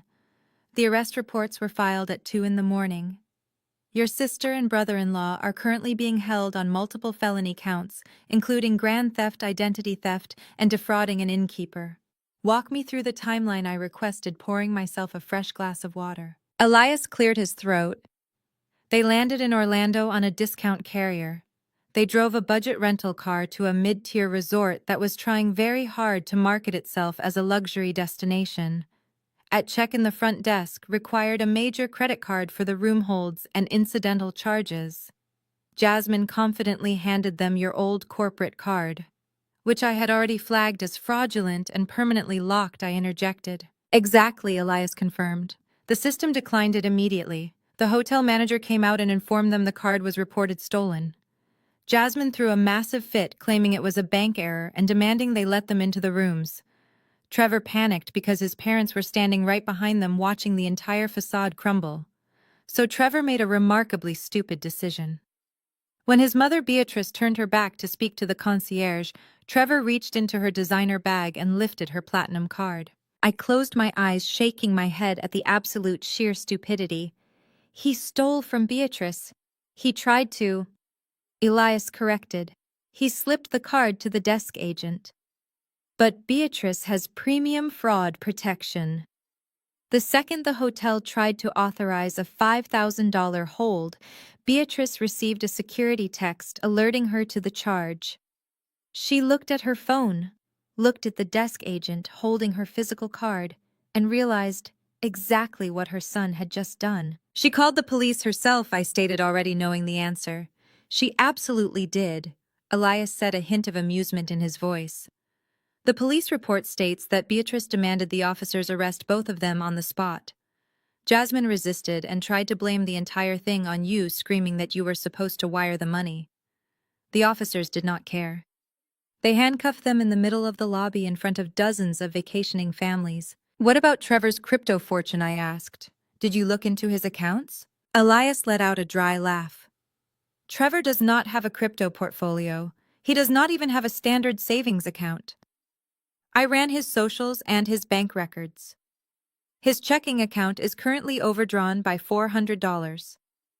Jasmine's inclusive beauty brand was legally dissolved by the state 6 months ago for failure to pay basic franchise taxes. They are completely, undeniably broke. They faked the Maldives trip because they assumed your monthly $3,200 deposit would hit their account in time to cover a cheap Florida alternative. When you cut off the cash flow, they had absolutely zero safety net." I walked over to the floor-to-ceiling window, looking down at the pristine resort pools far below. The precision of the destruction was almost poetic. They had built an entire kingdom on my back, and the moment I stood up, they were crushed under the weight of their own lies. "So they are in jail and Trevor's parents have washed their hands of them," I said, summarizing the wreckage. "Is that everything?" Elias paused. The sound of typing stopped. "No," he said quietly. "There is one more thing. It is actually the reason I called you back so quickly. My investigative instinct kicked in. What did you find?" "When I was running the financial web on Jasmine, I noticed a series of irregular transfers originating from your parents' joint checking account," Elias explained. "I decided to run a background check on their primary residence just to be thorough. I know you mentioned you were paying their mortgage for the last 4 years. "Yes," I confirmed. $2,000 a month on the first of the month, until this week." Chloe Elias said, his voice turning deadly serious. "Your parents have not made a mortgage payment in 6 months. I froze. The glass of water in my hand suddenly felt incredibly heavy. "That is impossible," I said. "I have the bank statements. The money left my account every single month. I have the receipts." "The money left your account," Elias agreed, "but it never went to the mortgage lender. I am looking at the county property records right now. Your parents have been taking your housing money and funneling it directly into Jasmine's dead business account. They are thousands of dollars in arrears. The bank issued a formal notice of default 90 days ago. A cold, hollow feeling expanded in my chest. What does that mean, Elias? It means they are in active pre-foreclosure, he said plainly. The bank has already filed the paperwork. Your childhood home goes up for public auction in exactly 3 days. Send the files to my encrypted drive right now. I told Elias, my voice dropping into the same authoritative register I used when addressing my corporate board. I need the complete paper trail. Bank statements, wire transfer logs, and the official county foreclosure filings.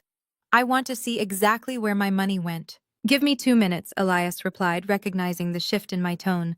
I am pushing the secure folder to your inbox now. I ended the call and set the phone down on the glass patio table. The warm Dubai night suddenly felt completely disconnected from the cold clinical reality of the situation unfolding back in the States. I walked back into my suite, retrieved my laptop from the safe, and brought it out to the balcony. The screen illuminated the darkness as I logged into my secure email server. The notification chimed instantly. Elias had delivered the package. I downloaded the encrypted PDF files and opened the first document. It was a digital copy of my parents' joint checking account statements spanning the last 8 months. I had always operated on a system of blind trust with them regarding the house. I set up the automated transfers years ago and never asked for receipts, assuming the basic instinct of self-preservation would ensure they paid the bank that held the deed to their home. That was my first mistake. I maximized the spreadsheet and began tracing the digital footprints of my hard-earned money. The data painted a picture of financial recklessness that defied all logic. There it was on the first of every month, an incoming transfer from my account for $3,200. $2,000 dedicated to their mortgage, $1,200 dedicated to Jasmine's fictional business. But as my eyes moved down the ledger to the outgoing transactions, a profound sense of disgust washed over me. On the second day of every month, exactly 24 hours after my money cleared, an outgoing wire transfer was initiated. They did not send $2,000 to the mortgage lender. They did not even split the money. They took a flat $3,000 and wired it directly to an external account listed under the name Apex Digital Solutions. I quickly cross-referenced the LLC name in the secondary file Elias had provided. Apex Digital Solutions was registered in the state of Delaware. The sole managing member was Trevor. I sat back in my chair and stared at the screen, letting the sheer magnitude of the betrayal sink in. My parents were not struggling to make ends meet. They were not victims of a sudden economic downturn or unexpected medical bills. They were actively, willingly taking the money I provided to keep a roof over their heads and funneling it directly into Trevor's failing shell company. They were financing his delusion of being a tech entrepreneur so Jasmine could continue posting aesthetic pictures from expensive restaurants and luxury car dealerships. They had sacrificed their own sanctuary, the childhood home I grew up in, just to maintain the illusion that Jasmine had married into wealth.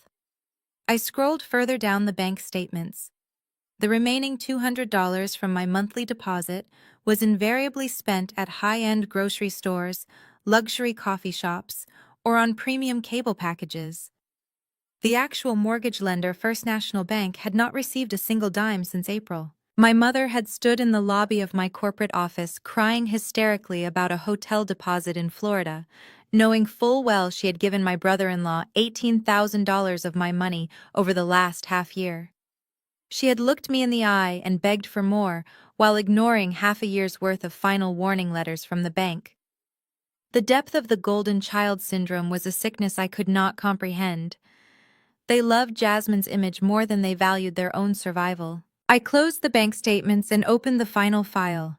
It was a scanned copy of the official legal documents filed with the county clerk.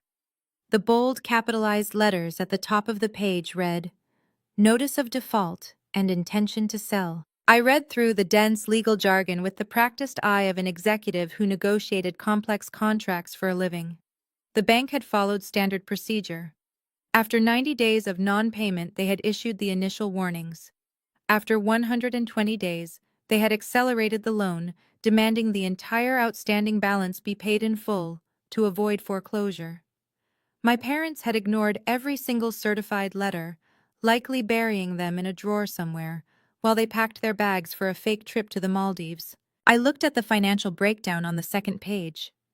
Because my parents had lived in the house for over 30 years and had refinanced twice, the actual remaining principal on the loan was shockingly low compared to the current market value of the property.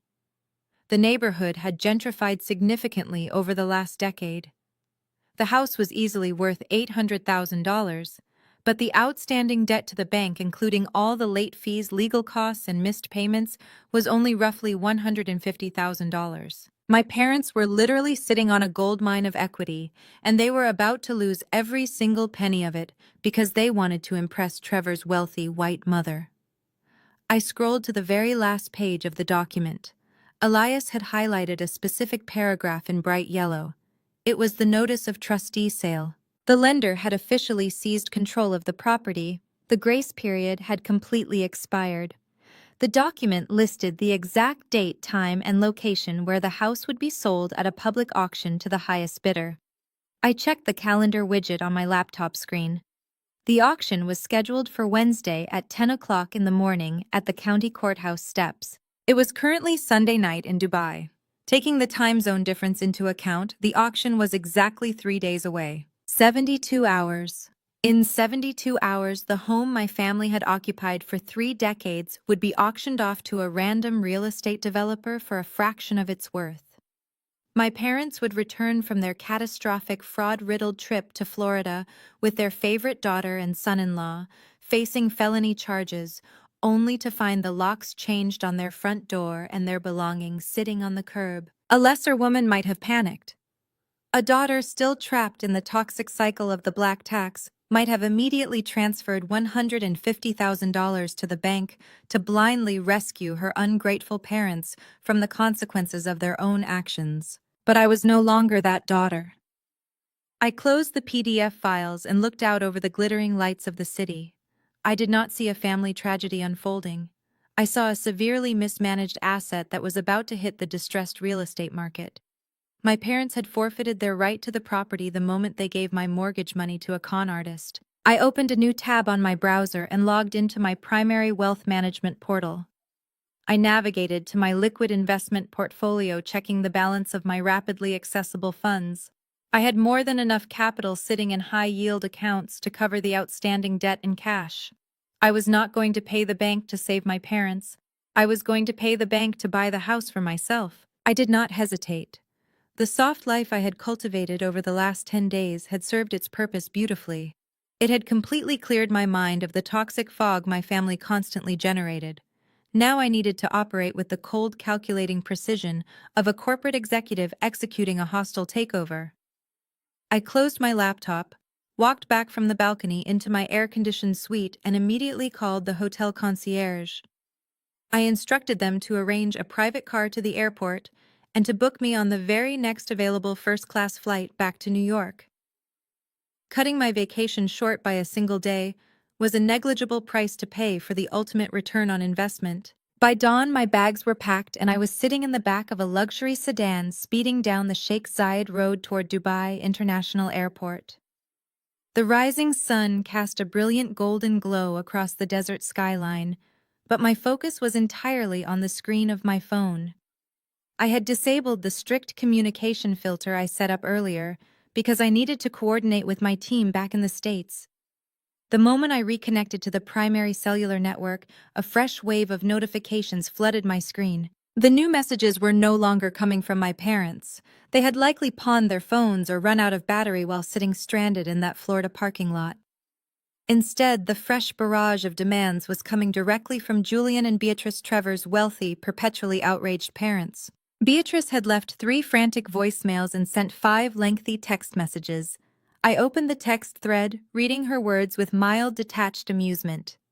She demanded that I immediately wire bail money for my sister and her son. She insisted that it was my fundamental responsibility to fix the legal mess Jasmine had created. Beatrice made it abundantly clear that the prestigious name of her family could not be associated with common criminals, and she expected me to handle the financial damages at the hotel to keep the local police from speaking to the press. Julian sent a separate, equally arrogant message threatening to have his corporate lawyers come after me for emotional distress if I did not resolve the situation by the end of the business day. The absolute entitlement of these people was staggering. They genuinely believed that because they possessed old money, they could order me around like an obedient servant. They wanted me to clean up the catastrophic failure of their son and my sister so they could fly back to Connecticut with perfectly clean hands and pretend none of this ever happened. They wanted me to be the invisible wallet, exactly how my parents had treated me for years. I did not text them back. I did not call Beatrice to explain my position or apologize for the inconvenience. I simply blocked both of their numbers and deleted the message threads entirely. Their public relations crisis was not my problem. Let them hire their own lawyers. I had a much larger, far more important acquisition to finalize. I navigated through the airport security and boarded my 14-hour flight back to John F. Kennedy Airport. I settled into my private cabin, the heavy sliding doors closing to grant me total isolation. The moment the massive aircraft reached cruising altitude and the secure satellite Wi-Fi activated, I opened my encrypted email client and initiated a secure voice call to my wealth manager, David. David had managed my financial portfolio for 6 years. He was accustomed to my decisive nature and aggressive investment strategies, but even he sounded momentarily surprised when I called him on a Sunday morning from 30,000 feet in the air. "Good morning, Chloe," David answered promptly. "I thought you were off the grid in the Emirates until Tuesday. What can I do for you today?" "I need to liquidate a specific portion of my high-yield stock portfolio." I told him, opening the foreclosure documents Elias had sent me earlier and placing them on my screen. "I need exactly $160,000 transferred into my primary checking account by tomorrow morning. I want the funds entirely liquid and ready for an immediate cashier's check withdrawal the moment the banks open on Monday." David paused, the sound of his mechanical keyboard tapping in the background as he pulled up my profile.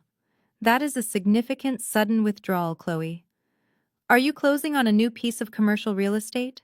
You usually give me a 30-day notice for capital shifts of this size so we can optimize the tax implications." "I am closing on a property," I confirmed, taking a sip of the sparkling water the flight attendant had just placed on my console. "But it is a highly distressed residential asset, and the transaction is incredibly time-sensitive. The property goes to auction on Wednesday morning. I need the liquidation expedited right now, and I am entirely willing to pay the standard penalty fees to make the capital available immediately." I did not explain the deeply personal nature of the transaction to David. In the corporate world, emotional attachments ruined solid investments. I needed this to be a flawless, legally airtight acquisition. If I was going to purchase the deed to my childhood home, I had to do it exactly by the book. I instructed David to sell off the slower-performing tech shares we had discussed restructuring during our last quarterly review.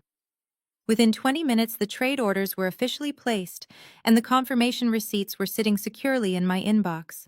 The capital was locked in and ready to move. Next, I sent a secure message back to Elias. I instructed him to draft a formal power of representation. I wanted his legal team present at the county courthouse on Wednesday morning to handle the physical bidding process. I did not want my parents or anyone else in the county to know I was the buyer until the ink was completely dry on the final deed. I wanted the element of total surprise. I spent the remainder of the long flight reviewing the specific county auction procedures. I memorized the bidding protocols, the required legal documentation, and the exact timeline for post-auction eviction notices in my home state. I cross-referenced every single law to ensure my family would have zero legal recourse to fight me once the hammer fell. My parents had fundamentally misunderstood the dynamic of our relationship for my entire adult life. They thought my money was an endless, magically replenishing resource they could exploit without consequence. They assumed I would always act as their silent financial safety net because society dictated that a successful Black woman must endlessly sacrifice herself to keep her family afloat. They were about to learn a very expensive lesson in corporate reality. I was not liquidating my hard-earned assets to wire bail money to a Florida jail cell. I was not pulling $160,000 in cash to save their house so they could continue living rent-free while disrespecting my existence. I was liquidating my assets to buy the debt outright, assume total legal control of the property, and execute the most ruthless eviction notice they had ever seen. My flight touched down at John F. Kennedy Airport early Tuesday morning. The sky over New York was overcast, spitting a cold gray drizzle that perfectly matched my mood. I did not go home to my penthouse to rest. I did not stop for coffee. I walked straight off the jet bridge through the terminal and into the back of the black town car Elias had waiting for me at the curb. Elias was sitting in the passenger seat, a thick manila folder resting on his lap.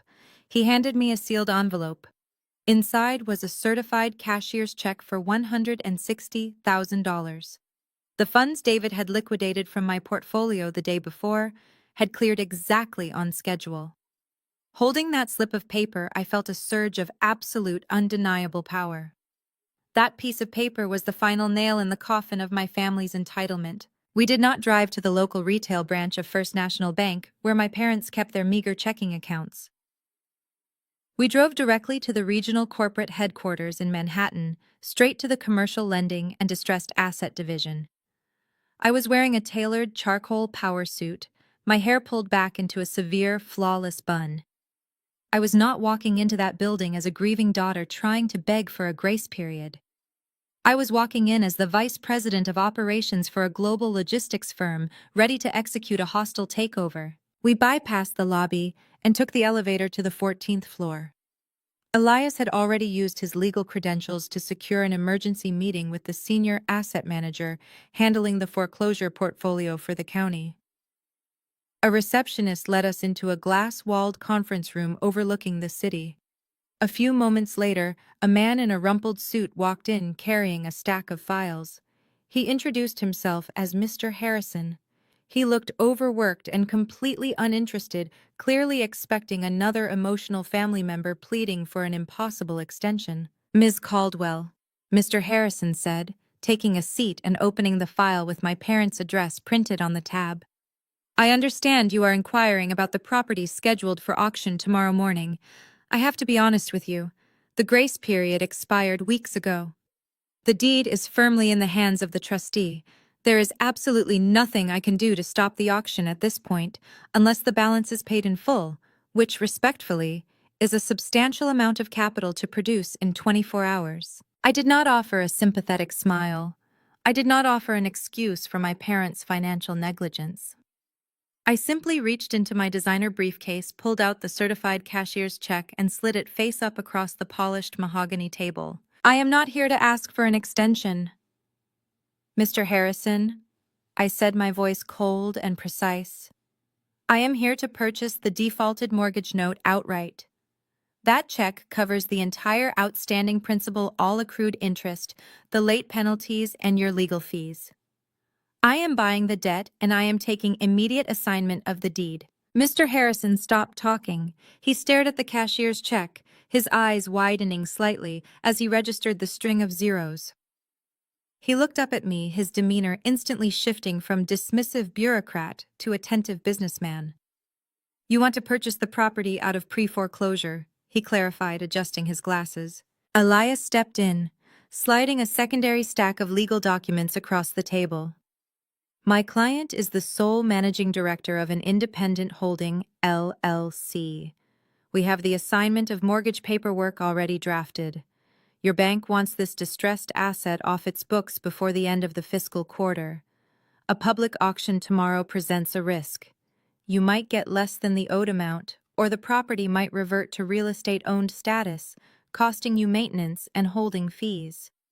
My client is offering you a guaranteed zero-risk immediate cash settlement right now." Mr. Harrison looked at the check again.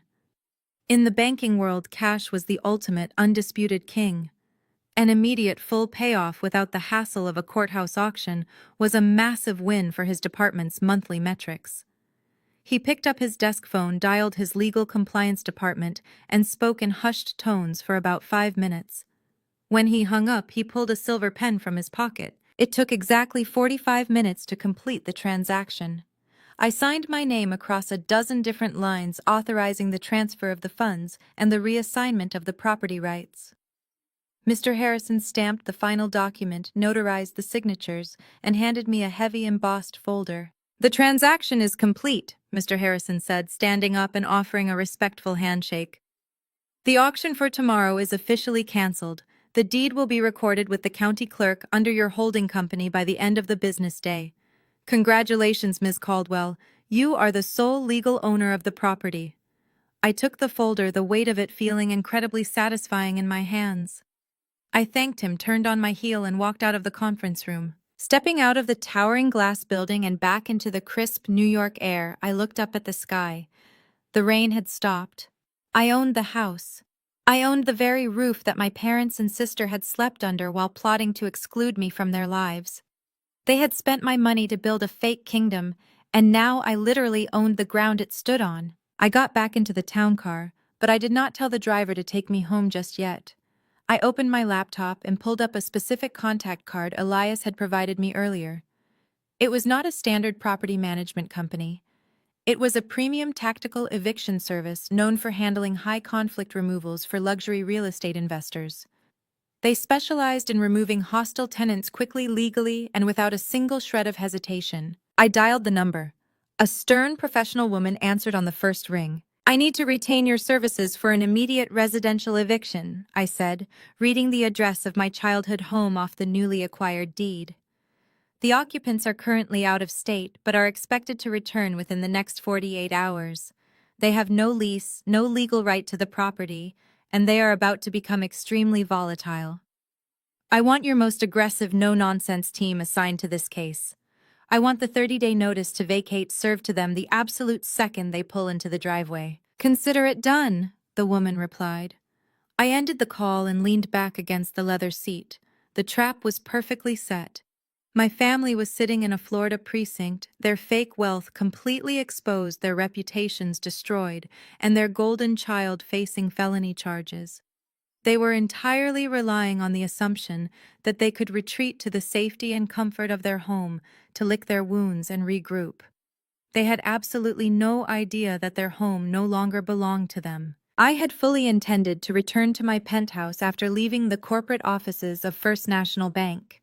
The cashier's check was cashed, the deed was transferred, and the premium eviction team was already on standby. My business in New York was officially concluded. I was sitting in the back of my town car, instructing the driver to take me home, when my phone violently vibrated with a rapid succession of text messages. They were from my father. "Chloe, please answer. We are at the police precinct in Orlando. Your mother collapsed in the lobby. She is having severe chest pains. The paramedics are looking at her now. She says she is dying. We have no money, no car, and we do not know what to do. Please come. We have absolutely no one else." It was a classic, highly calculated Brenda manipulation tactic. Whenever my mother lost control of a situation, she miraculously developed a life-threatening medical emergency designed to force immediate compliance. Part of me wanted to ignore the message, silence the phone, and go back to my luxury condo to enjoy a glass of wine. But the corporate strategist in me recognized a rare, perfect opportunity. The trap had been completely set in New York, but I needed to look my family in the eye when the steel jaws finally snapped shut. I wanted to witness the absolute end of their delusion in person. I tapped the glass partition and told my driver to turn around and head back to John F. Kennedy Airport. By late afternoon, I was walking through the heavy glass doors of the Orange County Sheriff's Office in Florida. The precinct lobby was a masterclass in institutional depression. It smelled faintly of cheap bleached stale coffee and collective despair. The fluorescent lights buzzed overhead, casting a harsh, unforgiving glare over the room. I spotted the wreckage of my family's luxury vacation immediately. My mother was sitting on a hard plastic bench in the corner, clutching her chest and taking slow, theatrical breaths. She looked remarkably healthy for a woman who was supposedly experiencing massive cardiac arrest. My father sat beside her, rubbing his temples, looking 10 years older and completely broken. On the exact opposite side of the waiting area stood Julian and Beatrice. Trevor's wealthy parents were dressed in impeccable, pristine resort wear, standing as far away from my parents as physically possible. Their expressions were carved from solid ice. The racial and class dynamics were impossible to ignore. Beatrice was looking at my parents like they were toxic waste that had somehow ruined her vacation. Before Brenda could spot me and launch into her dying mother performance, a uniformed deputy opened a heavy metal door and announced that the visitation room was open for the inmates' legal contacts. My parents scrambled to their feet, the chest pains magically vanishing. I quietly followed them along with Julian and Beatrice down a long cinderblock hallway. We were ushered into a bleak, heavily secured visitation room, divided by a thick pane of smudged plexiglass. A series of black telephone receivers hung on the wall. A moment later, a heavy door clanked open on the other side of the glass, and two guards escorted Jasmine and Trevor into the booth. The visual contrast was absolutely staggering. My sister, the self-proclaimed digital creator, who had excluded me from dinner because my corporate job ruined her curated aesthetic, was wearing a faded, oversized Orange County Jail jumpsuit. Her perfect blowout was a tangled, matted mess. Her expensive makeup was completely smeared down her cheeks, leaving dark, hollow circles under her eyes. Trevor shuffled in behind her, looking pale, terrified, and incredibly small. The golden child and the tech entrepreneur had been reduced to county inmates. Jasmine practically threw herself at the glass. She snatched the heavy black receiver off the wall with shaking hands. I stepped forward and picked up the receiver on my side while my parents hovered desperately behind my shoulder. The moment the line connected, Jasmine did not cry. She did not apologize for stealing my credit card. She did not express a single ounce of remorse. Instead, she immediately launched into a vicious, deeply entitled attack. "This is entirely your fault," she hissed, her voice vibrating with toxic rage through the earpiece. "If you had just sent the monthly transfer like you were supposed to, we could have paid for the hotel." Trevor would not have had to use his mother's card. "You put me in this cage, Chloe. You maliciously ruined my life and humiliated me over $3,000. You are a terrible sister." I stood there, my posture perfectly straight, letting her scream. I did not interrupt. I did not defend myself. I just stared at her with absolute clinical detachment. Suddenly, Trevor grabbed the phone out of Jasmine's hand, nearly knocking her over in the process. He pressed his face against the glass, his eyes wide and panicked. He did not defend his wife. He did not act like the wealthy protector he claimed to be. He threw Jasmine directly under the bus to save his own skin. "This was all her idea," Trevor stammered, sweating profusely and staring directly past me to where his parents were standing. "I told her we could not afford the trip. She forced me to take the card from Beatrice's bag. She told me my mother would not notice until we were already back home. I am innocent in this. She manipulated me. She is crazy." Jasmine shrieked in sheer betrayal. She lunged at Trevor, grabbing his collar and screaming obscenities before the corrections officer stepped in and shoved them apart, forcing them to sit down on the metal stools. The united front of their marriage had completely disintegrated in less than 24 hours. Beatrice stepped forward, gently pushing me aside. Her expensive heels clicked sharply against the concrete floor. She picked up a secondary receiver on the wall, pressing the intercom button, so her voice broadcasted clearly into the entire booth. "You are both absolutely pathetic," Beatrice declared, her tone lethal and completely devoid of maternal warmth. "Trevor, you are a thief and a coward. You stole from your own family to fund a delusion because you are too lazy to work a real job. Julian and I have spoken with our attorneys. We are pressing full federal charges against both of you for the theft. We are officially cutting you out of the family trust. Do not ever contact us again. You are no longer our son." Beatrice hung up the phone with a sharp, violent click. She turned linked arms with Julian and walked out of the visitation room without looking back a single time. The heavy, suffocating silence that followed was broken by my mother. Brenda rushed to my side, grabbing my forearm with a frantic, digging grip. Her fake heart attack was completely forgotten. She was hyperventilating, staring at the door Beatrice had just walked through, realizing that the wealthy safety net they had worshipped was permanently gone. "Chloe, you heard them," Brenda pleaded, her voice rising in sheer panic. "They are abandoning him. They are actually going to let Jasmine go to prison. The magistrate set the bail at $50,000 for both of them. You have to pay it right now. Call your bank. You are the only one with the money to get them out. You have to save your sister." I looked at my mother's demanding face. She still believed I was the family ATM. She still believed my purpose on this earth was to clean up their catastrophic failures. I looked through the smudged plexiglass at my sister, who was glaring at me with a mixture of hatred and desperate expectation. I calmly unclasped the brass lock on my designer briefcase. I reached inside, completely bypassing my checkbook.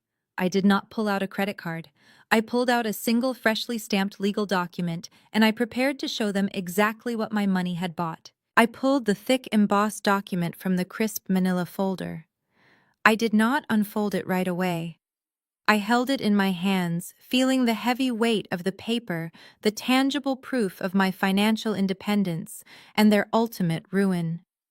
The visitation booth had a narrow metal slot at the bottom of the smudged plexiglass window designed for attorneys to pass legal paperwork to inmates.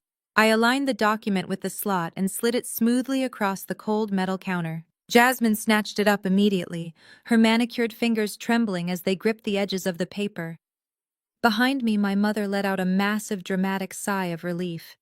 She pressed her hands against the glass, tears streaming down her face. "Thank God," Brenda breathed, her voice thick with fake gratitude. "I knew you would not abandon your own blood, Chloe. I knew you would pay the bail." Jasmine looked down at the paper. Her eyes darted back and forth across the top paragraph.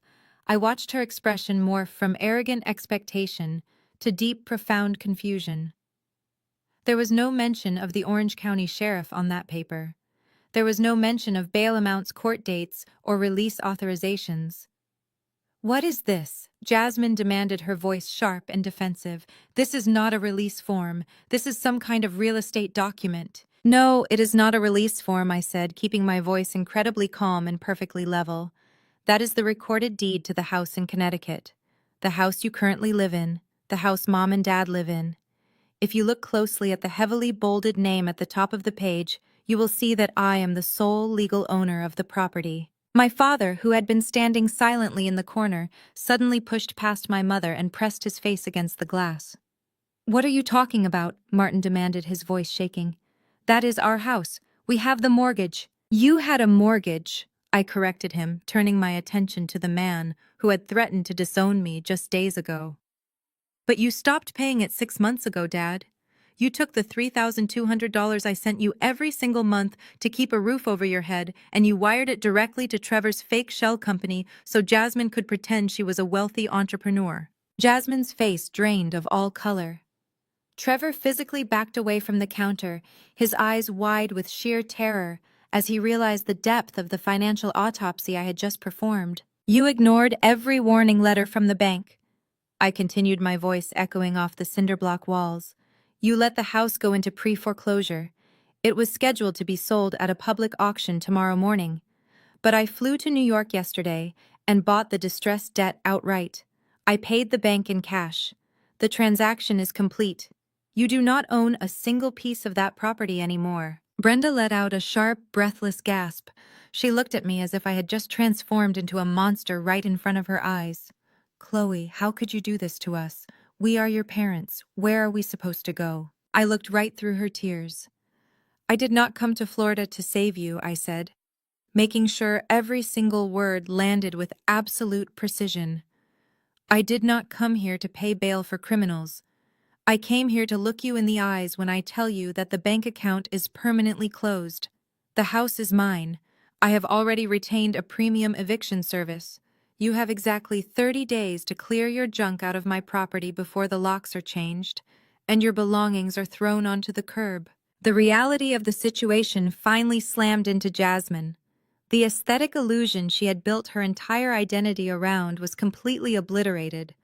She had no money, no business, no wealthy in-laws, and now she did not even have a childhood bedroom to retreat to.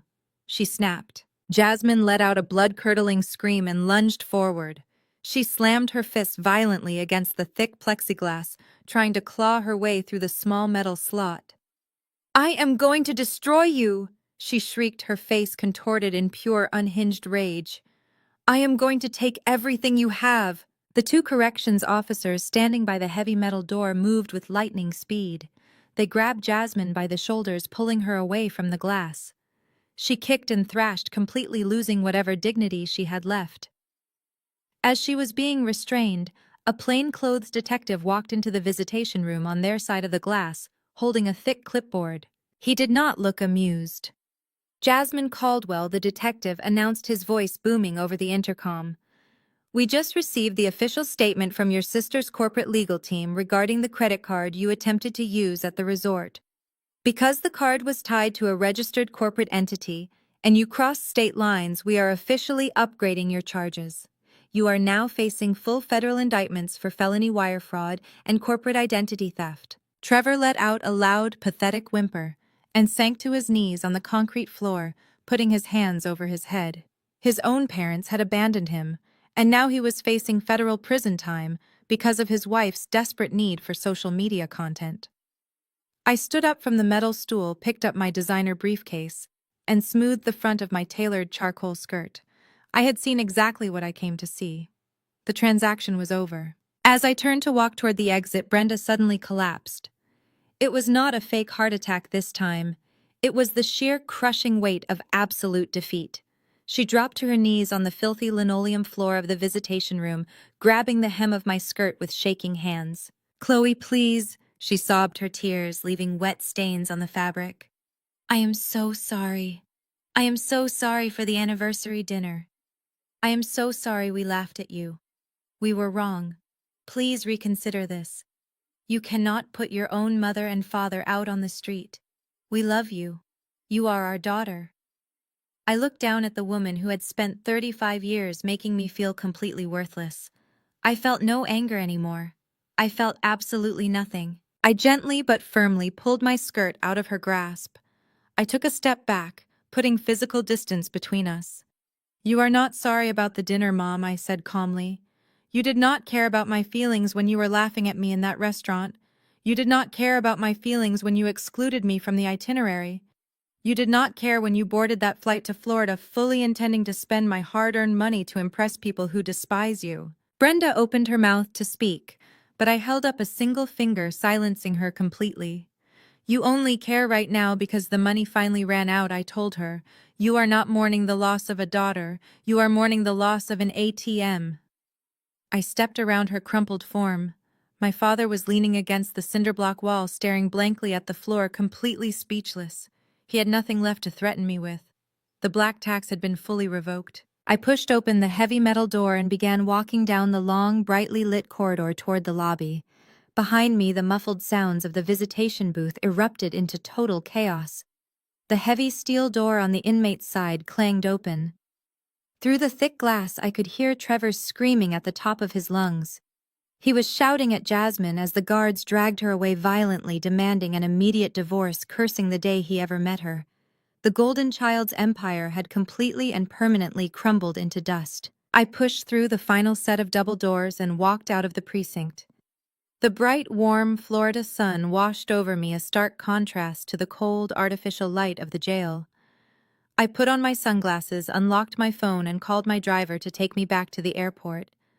I was going home to the life I had built, a life that finally belonged entirely to me. 30 days.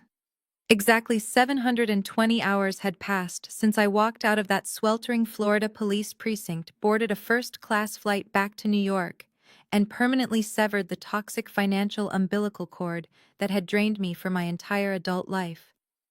I did not speak to my family once during those 30 days. Any frantic phone calls, text messages, or desperate emails were automatically intercepted and archived by my legal team. I spent the month thriving. My career was accelerating, my investments were compounding, and my nervous system had finally found absolute equilibrium. The air in Connecticut that morning was sharp and crisp, carrying the distinct biting chill of early autumn. I turned my Range Rover onto the quiet, perfectly manicured suburban street where I had spent my childhood. The massive oak trees lining the sidewalks were just beginning to turn bright orange and gold. But today, I was not arriving as an unappreciated daughter obligated to attend a forced family dinner. I was arriving as the sole legal property owner arriving to oversee the final execution of a lawful eviction. I parked at the curb, directly behind two marked county sheriff vehicles and a matte black SUV belonging to the private tactical eviction firm I had retained. I stepped out of my car, the heels of my leather boots clicking firmly against the pavement, and walked slowly up the driveway. The visual contrast playing out on the front lawn was absolutely jarring. For decades, my parents had obsessed over the outward appearance of this property, treating the pristine grass and perfectly trimmed hedges as proof of their social superiority. Now that same lawn was littered with cheap cardboard boxes, split-open garbage bags stuffed with winter coats, and random pieces of outdated furniture that had not been dusted in years. Parked squarely in front of the two-car garage was a battered rented U-Haul truck. The illusion of their generational wealth was dead packed into a rental truck that charged by the mile. My father, Martin, was struggling to lift a heavy wooden dining chair into the back of the truck. He was sweating heavily, his face flushed and exhausted. He was wearing stained gray sweatpants and a faded t-shirt, a far cry from the expensive country club attire he usually paraded around in. My mother, Brenda, was standing near the front porch, frantically wrapping a porcelain vase in old newspaper. She looked completely disheveled. The heavy bags under her eyes told the story of a woman who had spent the last month realizing that no one was coming to rescue her. Brenda spotted me walking up the driveway. The porcelain vase immediately slipped from her hands, shattering into sharp fragments on the concrete walkway. She ignored the broken pieces and marched straight toward me, her face twisted into a mask of pure, desperate indignation. "You actually came?" Brenda spat, her voice trembling with a mixture of rage and disbelief. "You actually showed up here to watch this happen to us." I stopped walking, keeping a comfortable, safe distance between us. Two massive private security contractors immediately stepped out from the porch and flanked my sides, their presence a silent warning that my mother could not lay a hand on me. "I came to inspect my property," I replied, my voice completely level and devoid of any emotional weight. "The 30-day legal notice expired at exactly 8 o'clock this morning. I am simply here to ensure the premises are vacated and secure." Martin dropped the dining chair into the back of the truck and wiped his forehead with the back of his hand. He walked down the driveway to stand beside his wife. He tried to puff out his chest and assert the paternal dominance he had used to control me for 35 years, but the presence of the armed sheriff deputies standing by the front door completely neutralized him. "You proved your point," Chloe Martin said bitterly, shaking his head. "You won. Are you happy now? We have to move into a cramped, cheap two-bedroom apartment on the worst side of town. Jasmine is sitting in a federal holding facility waiting for her criminal trial. Trevor's family completely destroyed us in the divorce filings, and now you are throwing us out onto the street like garbage." I looked at my father, feeling absolutely no pity. "I did not throw you out onto the street, Dad. You chose to leave this house the day you took the mortgage money I provided and handed it over to a con artist. You chose a fake aesthetic over a real roof. You gambled your entire life to impress wealthy white people who despise you, and you lost. Do not project your massive failures onto me." Brenda let out a loud, theatrical sob, attempting to deploy the weaponized tears that had worked so many times in the past. She clasped her hands together in front of her chest, staring at me with wide, pleading eyes. "Chloe, please," Brenda cried, taking a small step forward before the security guard raised a hand to stop her. "Have some mercy. We raised you in this house. We gave you life. We made mistakes, yes, but we are your family. We are your parents. How can you do this to your own blood?" The question hung in the cold morning air. It was the ultimate guilt trip, the cornerstone of the black tax, the exact phrase designed to make successful daughters fold and sacrifice their own futures to cover the sins of their elders. But the words had absolutely no power over me anymore. I looked down at the woman who had laughed at me in a steakhouse just 6 weeks ago, the woman who had explicitly told me my presence ruined their family vibe. "You chose your favorite daughter," I replied calmly, my words slicing through the crisp air with absolute finality. "Now you get to experience the exact life she built for you." Brenda gasped, her mouth falling open in sheer shock. She finally realized that the well of my empathy was permanently dry. There was nothing left to extract from me. The lead sheriff deputy checked his heavy wristwatch and stepped off the front porch. "The legal window has officially closed," he announced in a booming, authoritative voice. "You need to vacate the property immediately. Get in your vehicle and leave or you will be arrested for trespassing. Martin grabbed Brenda by the arm, pulling her away before she could embarrass herself any further. They walked to the cab of the U-Haul in absolute humiliated silence. They climbed into the worn seats, the heavy doors slamming shut with a metallic rattle. As the truck engine sputtered to life, the locksmith I had hired walked right past them up to the front door. He did not hesitate. He raised his heavy power drill and drove it straight into the brass deadbolt. The loud grinding screech of metal on metal echoed across the lawn as the old lock was completely destroyed and removed. He quickly installed a brand-new high-security electronic deadbolt in its place. I stood on the freshly cut grass, flanked by my security team, and watched the cheap U-Haul slowly back out of the driveway and turn down the street. I watched it drive away until it completely disappeared around the corner. They were gone. The golden child was in jail, the toxic enablers were banished, and the heavy burden of trying to buy their love was officially lifted from my shoulders. I walked up the concrete steps, stepping carefully over the broken pieces of my mother's porcelain vase. I reached the front door and placed my hand against the solid wood. The locksmith handed me a pair of shiny new keys and stepped aside. I pulled the heavy door shut and turned the key. The new deadbolt slid into place with a loud, incredibly satisfying click. The house was locked, the past was sealed, and the property was finally truly mine. I turned away from the heavy wooden front door and stepped fully into the foyer. The silence inside the house was absolute, a stark contrast to the chaotic years of shouting, passive-aggressive comments, and constant demands that had defined my childhood. I walked slowly through the rooms, my leather boots echoing sharply against the scuffed hardwood floors. The visual remnants of my parents' hasty departure were scattered everywhere. There were pale, dust-covered squares on the faded wallpaper where framed family portraits used to hang. Those portraits had always featured Jasmine front and center, a smiling golden child monument to their blatant favoritism, while I was usually positioned awkwardly on the periphery. I moved into the living room. The air was thick and stagnant. It did not smell like a warm family home. It smelled of stale entitlement, cheap aerosol air freshener, and the lingering desperation of people who had lived entirely beyond their means. I walked into the formal dining room, running my hand along the edge of the built-in mahogany cabinets.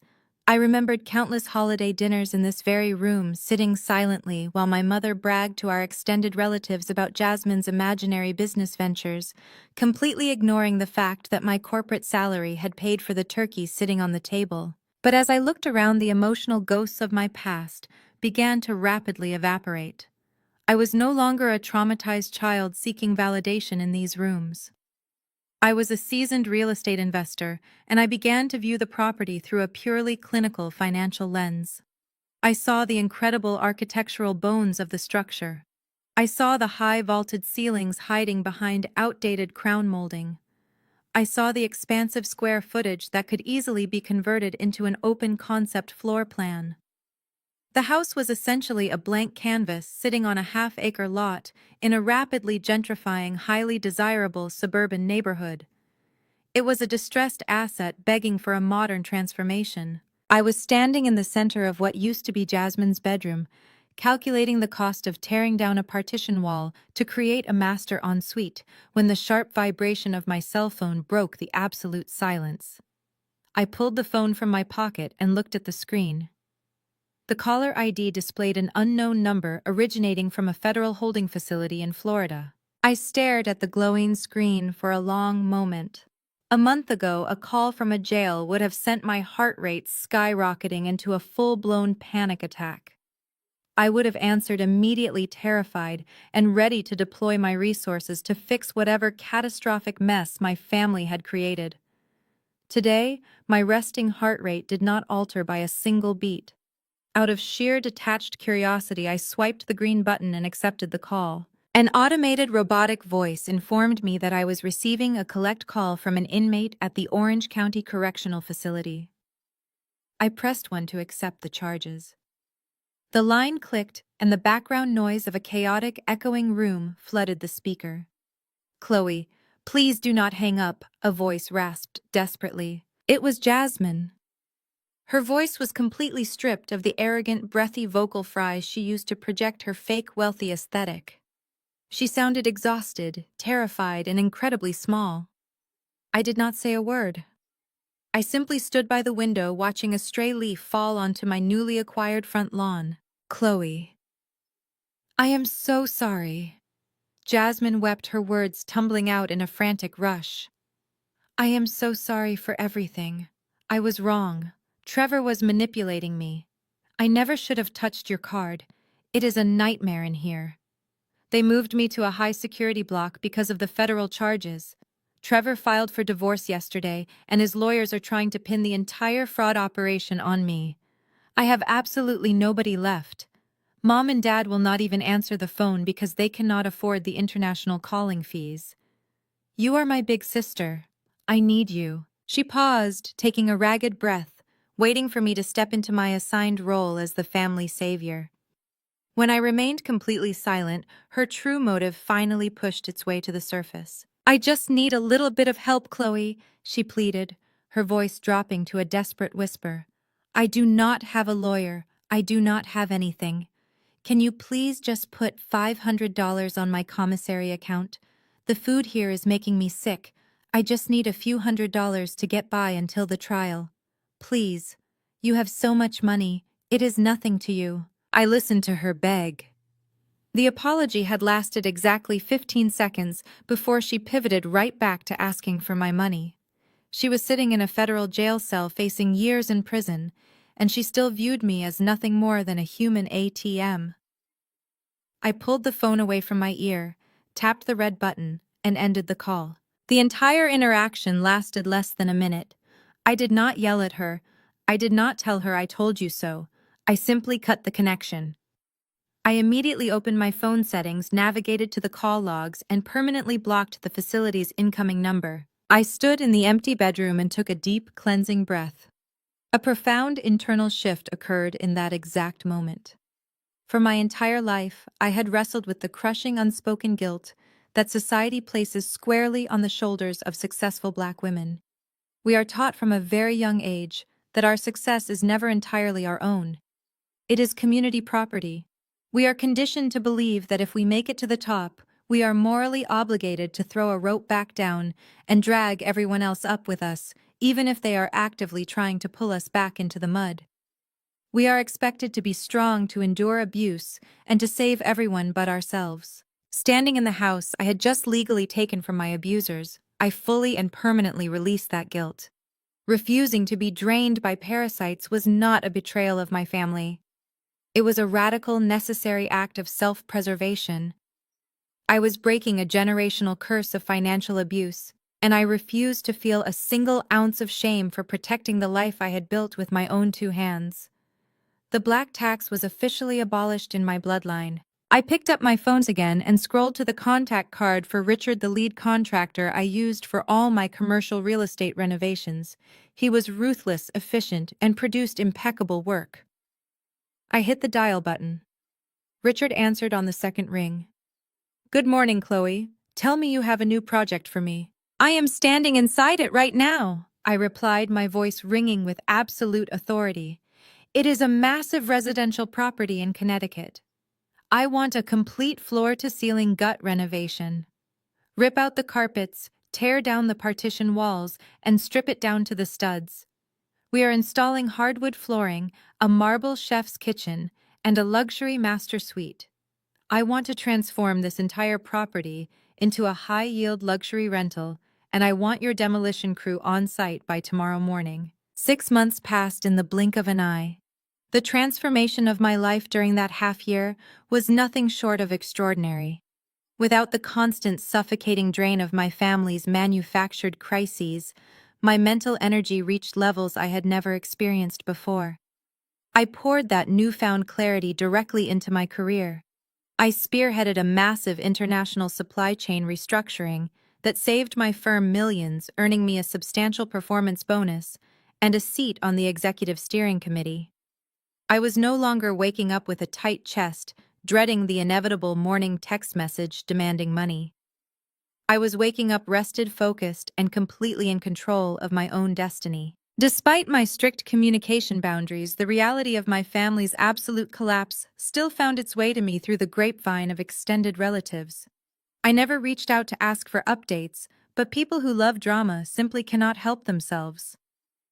My Aunt Sarah, the same woman who had left me a scathing voicemail, calling me a bitter spinster during the Maldives fiasco, suddenly decided to call me on a Tuesday evening.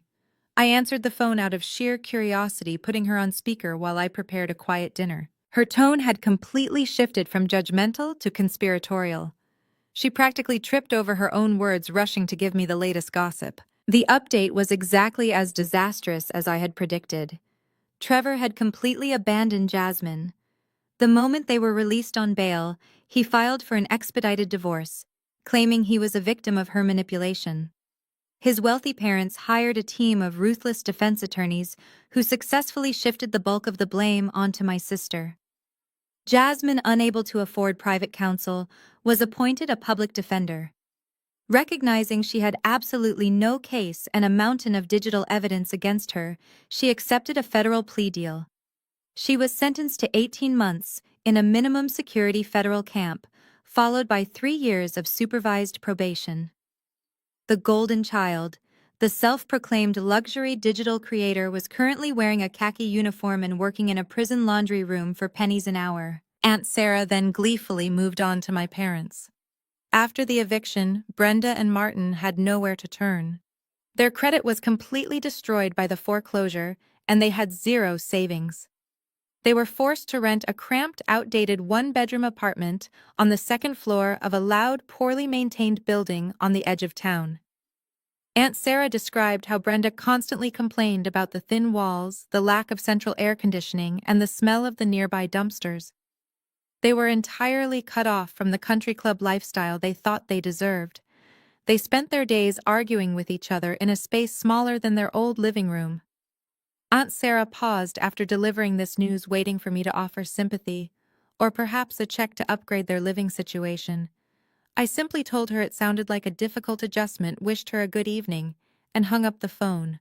I felt absolutely zero guilt. Meanwhile, my own real estate venture was moving at breakneck speed. Richard and his crew had executed the gut renovation with absolute precision. When I drove up to Connecticut for the final walkthrough, the property was completely unrecognizable. The stale, entitled energy of my childhood was entirely gone, replaced by sleek, modern architecture. We had torn down the walls separating the kitchen and living spaces, creating a massive open-concept floor plan flooded with natural light. The cheap linoleum and stained carpets were replaced with wide plank French oak flooring. The kitchen was a masterpiece of honed marble countertops, custom matte black cabinetry, and professional-grade stainless steel appliances. We had converted Jasmine's old bedroom into a sprawling luxury primary suite with a spa bathroom and a massive walk-in closet.